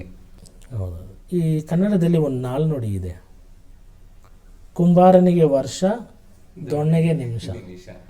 ಅದು ಒಳ್ಳೇದು ಮಾಡೋದಕ್ಕೆ ಸಮಯ ತಗೊಳ್ತದೆ. ಅದಕ್ಕೆ ಬೇಕಾಗಿರುವುದು ವಿಶೇಷವಾಗಿ ತಾಳ್ಮೆ. ಆ ಒಳ್ಳೇದು ಮಾಡಬೇಕಾದ್ರೆ ನಾವು ಕಷ್ಟಗಳನ್ನು ಅನುಭವಿಸಬೇಕು, ಕಾಲಕ್ಕಾಗಿ ಕಾಯಬೇಕು, ನಮ್ಮ ಕೆಲಸ ಕಾರ್ಯಗಳನ್ನು ನಿರ್ವಹಿಸ್ಕೊಂಡು ಹೋಗ್ತಾ ಇರಬೇಕು. ಯಾವಾಗ ಏನಾಗುತ್ತೆ ನಮ್ಗೆ ಗೊತ್ತಿಲ್ಲ. ಆದರೆ ನಾವು ತಾಳ್ಮೆಯಿಂದ, ದೀನತೆಯಿಂದ, ಸಹನೆಯಿಂದ ನಮ್ಮ ಜೀವನವನ್ನು ಮುಂದುವರಿಸ್ಕೊಂಡು ಹೋಗ್ಬೇಕು. ಆದರೆ ಕೆಟ್ಟ ಮಾಡೋದಿದೆಯಲ್ಲ, 1 ನಿಮಿಷ, ಅದು ಜಾಸ್ತಿ ತಗೊಳ್ಳಲ್ಲ. ಅದು ಕೇವಲ 1 ನಿಮಿಷದಲ್ಲಿ ಆ ಕೆಟ್ಟದನ್ನು ಮಾಡಿ ನಮ್ಮ ಹೆಸರುಗಳನ್ನು ನಾವು ಹಾಳು ಮಾಡಿಕೊಳ್ಬೋದು, ಬೇರೆಯವರ ಜೀವನವನ್ನು ಹಾಳು ಮಾಡ್ಬೋದು. ಆದರೆ ವಿಶೇಷವಾಗಿ ಯಾವಾಗಲೂ ಅಷ್ಟೇ ಒಳಿತನ್ನು ಮಾಡಲು ನಾವು ಮುಂದಾಗಬೇಕು. ಹಲವಾರು ಬಾರಿ ಒಳಿತನ್ನು ಮಾಡುವಾಗ ಬಹುಶಃ ನನಗೆ ಒಳ್ಳೆಯದಾಗುತ್ತೋ ಇಲ್ವೋ ಗೊತ್ತಿಲ್ಲ, ಹಲವಾರು ಬಾರಿ ಅದು ನನಗೆ ಕೆಟ್ಟ ಹೆಸರು ತರ್ಬೋದು, ನನಗೆ ನೆಮ್ಮದಿಯನ್ನು ಹಾಳು ಮಾಡ್ಬೋದು. ಆದರೆ ನಾನು ಬೇರೆಯವರಿಗೆ ಒಳಿತಾಗಲು ನಾನು ಮುಂದಾಗುವಾಗ, ಒಳಿತನ್ನು ಬಯಸುವಾಗ ದೇವರು ಸದಾ ನಮ್ಮನ್ನು ಆಶೀರ್ವದಿಸ್ತಾರೆ, ದೇವರು ಸದಾ ನಮ್ಮನ್ನು ಮುನ್ನಡೆಸ್ತಾರೆ. ಎಲ್ಲಕ್ಕಿಂತಲೂ ಹೆಚ್ಚಾಗಿ ನನಗೆ ಬೇಕಾದ ಆ ಜೀವನವನ್ನು ನಡೆಸಲು ಬೇಕಾದಂಥ ಎಲ್ಲ ವರಪ್ರಸಾದಗಳನ್ನು ಖಂಡಿತವಾಗಿ ಅವರು ನಮ್ಮ ದಯಪಾಲಿಸ್ತಾರೆ.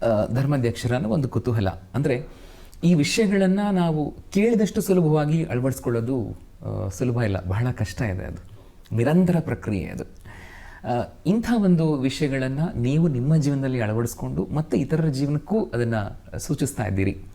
ಸೊ ನಿಮ್ಮ ಗುರುಪೀಠದ ಬಗ್ಗೆ ಹೇಳೋದಾದರೆ, ಹೇಗೆ ತಾವು ಈ ಒಂದು ಸ್ಥಾನವನ್ನು ಸ್ವೀಕರಿಸಬೇಕಾಗಿ ಬಂತು? ಆ ಒಂದು ಹಾದಿ ಹೇಗೆ ಶುರುವಾಯಿತು? ಅಧ್ಯಯನ ಹೇಗಿತ್ತು? ಸಾಧಾರಣವಾಗಿ ನಾನು 10ನೇ ಕ್ಲಾಸ್ ಹೋದಾಗ ಗುರು ಆಗಬೇಕು ಅಂತ ಒಂದು ಆಸೆ. ಆ ಗುರು ಆಗುವುದಕ್ಕೆ ಹಲವಾರು, ಅಂದರೆ ತಂದೆ ತಾಯಿಗಳು ಪ್ರೇರಣೆಯಾಗಿದ್ದಾರೆ, ತಂದೆ ತಾಯಿಗಳು ಒಂದು ರೀತಿಯಲ್ಲಿ ಮಾರ್ಗದರ್ಶನ ನೀಡಿದ್ದಾರೆ, ನಮ್ಮ ಗುರಿಯರು ಮಾರ್ಗದರ್ಶನ ನೀಡಿದ್ದಾರೆ. ಆದರೆ ಅದು ನನ್ನೊಳಗೆ ಬರದ ಹೊರತು ಅದು ಯಾರಿಂದಲೂ ಅದನ್ನು ತುಂಬಲು ಸಾಧ್ಯವಿಲ್ಲ. ಹಾಗಾಗಿ ಆ ದೇವರ ಕರೆ, ಬಹುಶಃ ನಮ್ಮ ತಂದೆ ಹೇಳುವಾಗ ಒಂದ್ಸಲಿ ಈ ರೀತಿ ನಾವು ಸೆಮಿನರಿಗೆ ಸೇರಬೇಕು, ಗುರು ಆಗಬೇಕು ಅನ್ನುವಾಗ ಅವರು ಆಡುವಂಥ ಒಂದು ಮಾತು ಹೇಳಿದರು ನನಗೆ. ಈ ನೆಲ ಉಳುವ ರೈತ ನೇಗಿಲಿಗೆ ಕೈ ಹಾಕಿದ ಮೇಲೆ ಅವನು ಹಿಂದೆ ತಿರುಗಿ ನೋಡುವಾಗ ಅವನು ಯೋಗ್ಯನೇ ಅಲ್ಲ, ನೋಡಬಾರ್ದು. ಯಾಕಂದರೆ ನೀನು ಹಿಂದೆ ತಿರುಗಿ ನೋಡುವಾಗ ನೀನು ಮಾಡುವ ಕೆಲಸ ಏನು ಎಲ್ಲವೂ ಹಾಳಾಗ್ತದೆ. ಹಾಗಾಗಿ ನೇಗಿಲಿಗೆ ಕೈ ಹಾಕಿದ ಮೇಲೆ ನಾನು ಸಾಕ್ತಾ ಇರಬೇಕು ನನ್ನ ಕೆಲಸ ಕಾರ್ಯಗಳನ್ನು ಮಾಡ್ಕೊಂಡು, ಹಿಂದೆ ನೋಡುವವನು ಯಾವತ್ತೂ ಅರ್ಹನಲ್ಲ. ಆ ಮಾತುಗಳಿಂದ ಬಹುಶಃ ನನ್ನ ಜೀವನ ಮುನ್ನಡೆಸ್ಕೊಂಡು ಮುಂದೆ ಹೋಗ್ತಾ ಇತ್ತು. ಅದು ಮಾತ್ರವಲ್ಲ, ಸೆಮಿನರಿ ಎನ್ನುವಾಗ ಹಲವಾರು ಪಾಠಗಳನ್ನು ಓದಬೇಕು, ಹಲವಾರು ವಿಷಯಗಳನ್ನು ನಾವು ಕಲಿಬೇಕು. ಇದನ್ನು ಬಹಳ ಒಂದು ಸಂದರ್ಭದಲ್ಲಿ ಕಷ್ಟ ಅಂತ ಬಂದಿದೆ. ಕೆಲವು ಟೈಮಲ್ಲಿ ಅಯ್ಯೋ ಇದು ತುಂಬ ಕಷ್ಟವಾಗಿದೆಯಲ್ಲಪ್ಪ, ಹೇಗೆ ಮಾಡೋದು? ಆದರೆ ಖಂಡಿತವಾಗಿ ದೇವರ ಆ ಒಂದು ಅನುಗ್ರಹ, ಆ ಒಂದು ವರಪ್ರಸಾದ ಸದಾ ನನ್ನಲ್ಲಿ ಇತ್ತು ಅನ್ಬೋದು ನಾವು. ಯಾಕಂದರೆ ನಾನು ಮೊದಲನೇ ದಿನದ ಹಿಡಿದು ಕಂದೆವರೆಗೂ ನಾನು ಬೈದಂಥ ಒಂದೇ ಒಂದು ಪ್ರಾರ್ಥನೆ, ನೀವು ನಾನು ಗುರುವಾಗಬೇಕು ಅಂತ ಬಯಸಿದರೆ ನೀವು ಮಾಡಿ. ಇದು ನನ್ನ ಕರೆಯಲ್ಲ, ಇದು ನಿಮ್ಮ ಕರೆ. ನಾನು ಗುರುವಾಗಬೇಕು ಅನ್ನೋದು ನಿಮ್ಮ ಚಿತ್ತ ಆದರೆ, ನಾನೊಬ್ಬ ಗುರುವಾಗಬೇಕು ಅನ್ನೋ ಬಯಕೆ ನಿಮ್ಮದಾದರೆ ಅದನ್ನು ನೀವು ನಡ್ಸ್ಕೊಂಡು ಹೋಗಿ. ನೀವು ನನ್ನನ್ನು ಪ್ರೇರೇಪಿಸಿ, ನೀವು ನನ್ನನ್ನು ಮುನ್ನಡೆಸಿ, ಆ ಪ್ರೇರಣೆಯೊಂದಿಗೆ ನಾನು ನಡೀತೀನಿ ಎಂದು ಹೇಳುತ್ತಾ ಈವರೆಗೂ ಆ ಒಂದು ಪ್ರಾರ್ಥನೆಯಲ್ಲೇ ನಾನು ಈವರೆಗೂ ಬಂದಿದ್ದೇನೆ. ಹಾಗೆ ನೀವು ಹೇಳಿದ ಇನ್ನೊಂದು ಪ್ರಶ್ನೆ ಏನೆಂದರೆ, ಇವಾಗ ಯೇಸು ಕ್ರಿಸ್ತರು ಒಂದು ಸಾಮತೆಯನ್ನು ಹೇಳ್ತಾರೆ. ಒಬ್ಬ ರೈತ ಹೋಗಿ ಒಂದು ಬೀಜ ಬಿತ್ತಾನೆ, ನೆಲದ ಮೇಲೆ ಬೀಜ ಬಿತ್ತಾನೆ. ಅವನು ಬೀಜ ಬಿತ್ತುವಾಗ ಹಿಂಗೆ ಹಾರಿಸ್ತಾನೆ. ಆಗ ಹಾರಿಸುವಾಗ ಕೆಲವು ಬೀಜಗಳು ಏನಾಗ್ತದೆ, ಹಾರಿಸುವಾಗ ಕೆಲವು ದಾರಿಲಿ ಬೀಳ್ತವೆ, ಕೆಲವು ಮುಳ್ಳಿನ ಪೊದೆಯಲ್ಲಿ ಬೀಳ್ತವೆ, ಕೆಲವು ಆ ಬೆಟ್ಟ ಗುಡ್ಡಗಳ ನಡುವೆ ಬೀಳ್ತದೆ, ಇನ್ನೂ ಕೆಲವು ಹೆಚ್ಚಾಗಿ ಆ ನೆಲದ ಮೇಲೆ ಬೀಳ್ತದೆ. ಈ ದಾರಿಯಲ್ಲಿ ಬಿದ್ದೋದು ಏನಾಗುತ್ತೆ, ಜನರು ತುಳಿತಾರೆ, ಆ ಬೀಜ ಹೋಯಿತು, ಅದು ಬೆಳೆಯಲು ಸಾಧ್ಯನೇ ಇಲ್ಲ. ಇನ್ನು ಕೆಲವು ಮುಳ್ಳಿನ ಪೊದೆಗಳು ಬೆಳೆದಾಗ ಏನಾಗುತ್ತೆ, ಆ ಮುಳ್ಳು ಅದನ್ನು ಆವರಿಸ್ಕೊಂಡು ಬೆಳೆದಂತೆ ಅದನ್ನು ಹಂಗೆ ಅದನ್ನು ಬಿಡ್ತದೆ.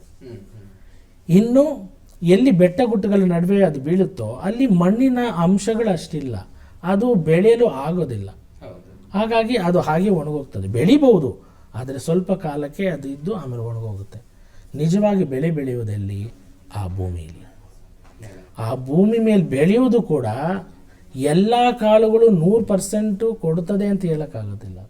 ಕೆಲವರು 50, ಕೆಲವರು 60, ಕೆಲವರು 70, ಕೆಲವರು 30 ಈ ರೀತಿಯ ಫಲವನ್ನು ನೀಡ್ತದೆ. ಯೇಸು ಕ್ರಿಸ್ತರು ನಮ್ಮಿಂದ ಬಯಸೋದು ಏನೆಂದರೆ ನಾವು ಫಲ ನೀಡಬೇಕು. ಅದು 30% ಆಗ್ಬೋದು, 40% ಆಗ್ಬೋದು, 60% ಆಗ್ಬೋದು, ಅಥವಾ 100% ಆಗ್ಬೋದು. ಆದರೆ ನಾವೆಲ್ಲರೂ ಫಲವನ್ನು ನೀಡಲು ಕರೆಯಲ್ಪಟ್ಟಿದ್ದೇವೆ. ಅದೇ ಮುಖ್ಯವಾದ. ಆದರೆ ನಾವು ಬಹುಶಃ ಕೆಲವು ಟೈಮಲ್ಲಿ ಯೋಚನೆ ಮಾಡ್ತೀವಿ, ಏನಪ್ಪ ನಾನು ಇಷ್ಟೆಲ್ಲ ಮಾಡ್ತಾ ಇದ್ದೇನೆ, ಯಾರನ್ನು ನೋಡ್ತಾರಾ, ಯಾರನ್ನು ಎಣಿಸ್ತಾರಾ, ಯಾರನ್ನ ಬಂದು ನನ್ನ ಕೃತಜ್ಞತೆ ಹೇಳ್ತಾರಾ, ಕೆಲವು ಬಾರಿ.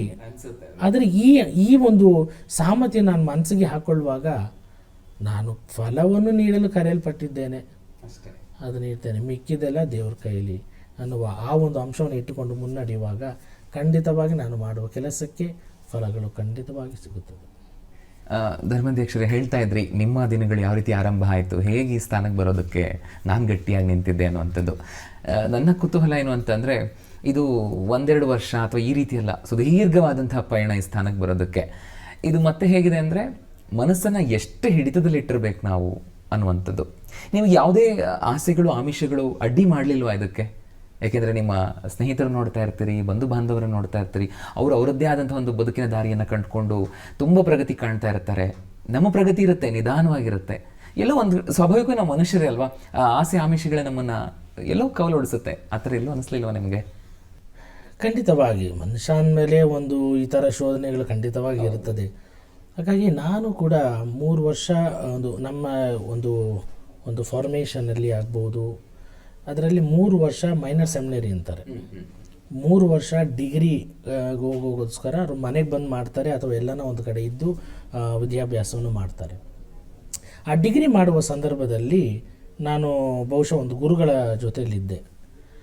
ಆ ಗುರುಗಳ ಜೊತೆ ಇರುವಾಗ ಅವ್ರ ಜೊತೆ ಅಂದರೆ ಅವ್ರ ಕಂಪ್ಯೂಟರ್ ಏನೋ ಪ್ರಾಬ್ಲಮ್ ಆಯಿತು. ಆಗ ಅವರೊಬ್ಬರನ್ನ ಕರೆಸಿದ್ರು, ಬನ್ನಿ ನನ್ನ ಕಂಪ್ಯೂಟರ್ ರೆಡಿ ಮಾಡಿ. ಅವನು ಬಂದ, ಏನು ಮಾಡಲಿಲ್ಲ, ಅವನು ಬರೀ ಆ ಕೀಬೋರ್ಡ್ ತೆಗೆದ, ಬ್ರಷ್ ತಗೊಂಡು ಸ್ವಲ್ಪ ಬ್ರಷ್ ಮಾಡಿ ಅಲ್ಲಿರೋ ಡಸ್ಟ್ ಎಲ್ಲ ತೆಗೆದು ಎಲ್ಲ ಮುಗಿಸಿ, ಆಯಿತು ಫಾದರ್ ಎಷ್ಟಪ್ಪ ನಿಂದ? 1000 ರೂಪಾಯಿ. ಆಗ ನಾನು ಅಂದ್ಕೊಂಡೆ, ಇವನು ಬಂದು ಒಂದೇ 1 ನಿಮಿಷ ಕೆಲಸ ಮಾಡಿದ್ದು 1000 ದುಡ್ದಿದ್ದಾನೆ.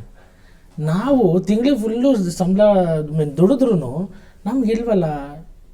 ಅಂದರೆ ಲೌಕಿಕವಾಗಿ ನೋಡೋದಾದರೆ ಜನರಲ್ಲಿ ಎಷ್ಟೆಲ್ಲ ಬೇಗ ಬೇಗ ಬೆಳೀತಾ ಇದ್ದಾರೆ, ಜನರಲ್ಲಿ ಎಷ್ಟು ಬೇಗ ಹಣವನ್ನು ಸಂಪಾದಿಸ್ತಾ ಇದ್ದಾರೆ ಅನ್ನೋ ಅಂಶ ನಮಗೂ ಆಗ ಬರ್ತಾ ಇತ್ತು. ಆದರೆ ಅದಕ್ಕಿಂತ ಹೆಚ್ಚಾಗಿ ನಾವು ಒಂದು ಹೆಜ್ಜೆ ಮುಂದೆ ಹೋಗಿ ಯೋಚಿಸುವಾಗ ಇದು ಶಾಶ್ವತನ, ಇನ್ನೂ ಏನಿದೆ, ಇದಕ್ಕಿಂತ ಏನೋ ಒಂದು ಹೆಚ್ಚಿದೆ. ನಾನು ಆರಿಸಿಕೊಂಡಿರುವ ದಾರಿ, ನಾನು ಇವಾಗ ಆರಿಸಿಕೊಂಡಿರುವ ಒಂದು ಜೀವನ ಅದಕ್ಕಿಂತ ಮೇಲಾದದ್ದು. ಅದು ಯಾರು ಬೆಲೆ ಕಟ್ಟದಂತಹ ಒಂದು ಜೀವನ, ಯಾರು ಮೌಲ್ಯ ಮಾಪನೆ ಮಾಡದಂತಹ ಒಂದು ಜೀವನ. ಹಾಗಾಗಿ ಇದರಲ್ಲಿ ಅದಕ್ಕಿಂತ ಹೆಚ್ಚಾದ ಒಂದು ಸಂತೋಷವಿದೆ, ಅದಕ್ಕಿಂತ ಹೆಚ್ಚಾದ ಒಂದು ನೆಮ್ಮದಿ ಇದೆ ಎನ್ನುವ ಆ ಅಂಶವನ್ನು ಅರ್ಥಕೊಂಡ ಮೇಲೆ ಈ ಅಂಶಗಳೆಲ್ಲ ಸ್ವಲ್ಪ ಅಲ್ವಾ ನಿಜ. ಅದನ್ನು ಅರ್ಥೈಸ್ಕೊಳ್ಳೋದಕ್ಕೆ ಬಹುಶಃ ಪ್ರಭು ಯೇಸು ಅವರ ಮಾತುಗಳನ್ನು ನಾವು ಅಳವಡಿಸ್ಕೊಳ್ಬೇಕು ಅನ್ನುವಂಥದ್ದು. ಹಾಗೆಯೇ ಪ್ರಸ್ತುತವಾಗಿ ತಾವು ಕುಲಪತಿಗಳಾಗಿ ಸೇವೆಯನ್ನು ಸಲ್ಲಿಸ್ತಾ ಇದ್ದೀರಿ, ಪ್ರಾಧ್ಯಾಪಕರಾಗಿ ಸೇವೆಯನ್ನು ಸಲ್ಲಿಸ್ತಾ ಇದ್ದೀರಿ. ಈ ಸೇವೆಗಳ ಕುರಿತು ಮಾತನಾಡೋದಾದರೆ, ನಾನು 2019ರಲ್ಲಿ ಚಾನ್ಸಲರ್ ಹೇಳೋದು ಕುಲಪತಿಯಾಗಿ, ಅಂದರೆ ನಮ್ಮ ಧರ್ಮಕ್ಷೇತ್ರದ ಒಂದು ವಿಶೇಷವಾದ ಸ್ಥಾನ, ಅದು ವಿಶೇಷ ಸ್ಥಾನ ಅಂದರೆ ಒಂದು ಜವಾಬ್ದಾರಿ. ಆ ಜವಾಬ್ದಾರಿಯಲ್ಲಿ ವಿಶೇಷವಾಗಿ 4-5 ವರ್ಷಗಳ ಕಾಲ ನಾನು ನಿರ್ವಹಿಸ್ತಾ ಬಂದಿದ್ದೇನೆ. ಈ ಜವಾಬ್ದಾರಿಯಲ್ಲಿ ಏನಂದರೆ ವಿಶೇಷವಾಗಿ ಈ ಜನರ ಒಂದು ಪ್ರಶ್ನೆಗಳೇ ಆಗ್ಬೋದು, ಜನರ ಸಮಸ್ಯೆಗಳೇ ಆಗ್ಬೋದು, ಅದ್ರ ಬರ್ತಾರೆ. ವಿಶೇಷವಾಗಿ ಅವರ ಹೆಸರುಗಳಾಗ್ಬೋದು, ಏನೋ ಹೆಸರಲ್ಲಿ ಕೊರತೆ ಇದೆ. ಇವಾಗ ಅಕಸ್ಮಾತ್ ನಾವು ನೋಡೋದಾದರೆ ಆಧಾರ್ ಕಾರ್ಡಲ್ಲಿ ಒಂದು ಹೆಸರಿದೆ, ಅಥವಾ ಒಂದು ಪ್ಯಾನ್ ಕಾರ್ಡಲ್ಲಿ ಒಂದು ಹೆಸರಿದೆ, ಆದರೆ ಚರ್ಚ್ಗಳ ಇದರಲ್ಲಿ ಇನ್ನೊಂದು ರೀತಿ ಇದೆ. ಈ ರೀತಿ ಅವರಿಗೆ ಸಹಾಯ ಮಾಡುವುದು ಒಂದು ರೀತಿಯಲ್ಲಿ ಆನಂದ ಆಗ್ತಾಯಿತ್ತು. ಇನ್ನೊಂದು ರೀತಿಯಲ್ಲಿ ಏನಂದರೆ, ನಮ್ಮ ಚಾನ್ಸಲರ್ ಅನ್ನುವಾಗ ಮುಖ್ಯವಾದ ಜವಾಬ್ದಾರಿ ಏನಂದರೆ, ಕೆಲವರೆಲ್ಲ ವಿದೇಶದಲ್ಲಿರ್ತಾರೆ, ಅವರು ಮದುವೆ ಆಗೋದು ಭಾರತದಲ್ಲಿ. ಅಂದರೆ ಅವರು ಬೆಂಗಳೂರು ಬರೋದಕ್ಕೆ ಮುಂಚೆ ಏನೇನು ಪೇಪರ್ ವರ್ಕ್ ಮಾಡಬೇಕು, ಮದುವೆಗೆ ಏನೇನು ಪೇಪರ್ಗಳು ಬೇಕು, ಯಾವ ರೀತಿಯಲ್ಲಿ ಡಾಕ್ಯುಮೆಂಟ್ ಬೇಕು, ಇದೆಲ್ಲವನ್ನು ಅವರಿಗೆ ವಿಶೇಷವಾಗಿ ನಾವು ಹೇಳಿಕೊಡುವುದರ ಮೂಲಕ ಅಥವಾ ಅವರ ಗಮನವನ್ನು ಹರಿಸುವುದರ ಮೂಲಕ ನಾವು ವಿಶೇಷವಾಗಿ ಅವರಿಗೆ ಸಹಾಯ ಮಾಡ್ತಾಯಿದ್ದು.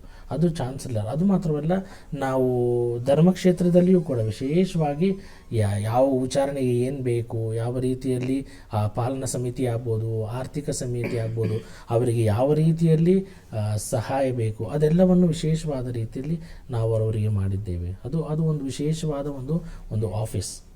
ಹಾಗಾಗಿ ಇನ್ನು ನೀವು ಹೇಳಿದ ಅಧ್ಯಾಪಕರು, ನಾನು ಕೂಡ ಸಂತ ಪೇತ್ರರ ಗುರು ಮಂದಿರದಲ್ಲಿ ಅಧ್ಯಾಪಕರಾಗಿದ್ದೆ. ಅಂದರೆ ಈ ಒಂದು ರೀತಿ 2 ವಿಂಗಡ ಅಥವಾ 2 ಗುಂಪುಗಳಿವೆ. ಒಂದು ಗುರು ಅಭ್ಯರ್ಥಿಗಳಂದರೆ ಅವರು ಗುರುಗಳಾಗುತ್ತಿದ್ದಾರೆ, ಅವರಿಗೆ ನಾನು ಅಭ್ಯಾಸ ನೀಡಬೇಕು. ನನ್ನ ಸಬ್ಜೆಕ್ಟ್ ವಿಶೇಷವಾಗಿ ನನ್ನ ಅಭ್ಯಾಸ ಅಂದರೆ ನನ್ನ ಸಬ್ಜೆಕ್ಟ್ ಏನಂದರೆ ಕ್ಯಾನನ್ ಲಾ, ಅಂದರೆ ಧರ್ಮಸಭೆಯ ಕಾನೂನು. ಇದರ ಬಗ್ಗೆ ಗುರು ಆಗುವ ಅಭ್ಯರ್ಥಿಗಳಿಗೆ ಬೋಧನೆ ಮಾಡ್ತಾಯಿದ್ದೆ, ಅವರಿಗೆ ಕ್ಲಾಸನ್ನು ತೆಗೆದುಕೊಳ್ತಾ ಇದ್ದೆ. ಅದು ಒಂದು ಗುಂಪು. ಇನ್ನೊಂದು ಗುಂಪು ಗುರುಗಳಾಗಿರೋರು, ಅಂದರೆ ಗುರುಗಳಾಗಿದ್ದಾರೆ, ಈಗ ಹೆಚ್ಚಿನ ವಿದ್ಯಾಭ್ಯಾಸಕ್ಕೆ ಬರ್ತಾರೆ, ಅವರಿಗೂ ಕೂಡ ನಾನು ಈ ವಿದ್ಯಾಭ್ಯಾಸವನ್ನು ಕಲಿಸ್ತಾ ಇದ್ದೆ. ಹಾಗಾಗಿ ಎರಡೂ ಗುಂಪುಗಳಿಗೆ ನಾನು ವಿದ್ಯಾಭ್ಯಾಸವನ್ನು ವಿಶೇಷವಾಗಿ ಧರ್ಮಸಭೆಯ ಕಾನೂನಿನ ಬಗ್ಗೆ ಅವರಿಗೆ ತಿಳಿಯಪಡಿಸುತ್ತಾ ಅವರಿಗೆ ವಿಶೇಷವಾಗಿ ಇದನ್ನು ನಾನು ಬೋಧನೆ ಮಾಡ್ತಾ ಇದ್ದೆ ಅಥವಾ ಪಾಠ ಕಲಿಸ್ತಾ ಇದ್ದೆ. ನೀವು ಸಾಮಾನ್ಯವಾಗಿ ಒಬ್ಬ ಗುರುವಾಗಿ ಗಮನಿಸೋದಾಗಿದ್ರೆ ಚಿಕ್ಕವ್ರು ಇರ್ತಾರೆ, ದೊಡ್ಡೋರು ಇರ್ತಾರೆ, ಮಕ್ಕಳಿರ್ತಾರೆ, ಹಲವಾರು ವಯಸ್ಕರ ಜನರನ್ನೇ ನೋಡ್ತಾ ಇರ್ತೀರಿ. ಅವರಲ್ಲಿ ಪ್ರಭುವಿನ ವಾಣಿ ಎಷ್ಟರ ಮಟ್ಟಿಗೆ ತಾಕಿದೆ ಅನ್ನುವಂಥದ್ದನ್ನು ನೀವು ಅಳಿಬಹುದಾ ಅಥವಾ ಅವರಿಗೆ ನೀವು ಮಾರ್ಗದರ್ಶನ ಕೊಡಬಹುದಾ? ಆ ರೀತಿಯಾದಂಥ ಪ್ರಸಂಗಗಳೇನಾದರೂ ಘಟಿಸಿದೆಯಾ? ಖಂಡಿತವಾಗಿ ಅಳತೆ ಎನ್ನುವಾಗ ಅದನ್ನು ಅಳತೆ ಮಾಡೋದು ತುಂಬ ಕಷ್ಟ. ಯಾಕೆಂದರೆ ಅದನ್ನು ನಾವು ಬಾಹಿಕವಾಗಿ ನೋಡಲು ಸಾಧ್ಯನೇ ಇಲ್ಲ. ಅವ್ರ ಮನಸ್ಸಿನಲ್ಲಿ ಏನಾಗ್ತಾ ಇದೆ ಅನ್ನೋದು ನಮ್ಗೆ ಗೊತ್ತಾಗಲ್ಲ. ಆದರೆ ಮನಸ್ಸಿನಲ್ಲಿ ಎಷ್ಟು ಕೃತಜ್ಞರಾಗಿದ್ದಾರೆ ಅನ್ನೋದು ಗೊತ್ತಾಗಲ್ಲ. ಆದರೆ ಯಾವಾಗ ನಮ್ಗೆ ಅದು ಅರ್ಥ ಆಗೋದು ಅಂದರೆ, ಈಗ ಉದಾಹರಣೆಗೆ ಒಬ್ಬ ವ್ಯಕ್ತಿ 10 ವರ್ಷಗಳಿಂದ ಚರ್ಚ್ಗೆ ಬಂದಿಲ್ಲ. 10 ವರ್ಷಗಳಿಂದ ಅವನು ಯಾವ ಒಂದು ಭಕ್ತಿಯ ಆಚರಣೆಯಲ್ಲಿ ಭಾಗವಹಿಸಿಲ್ಲ.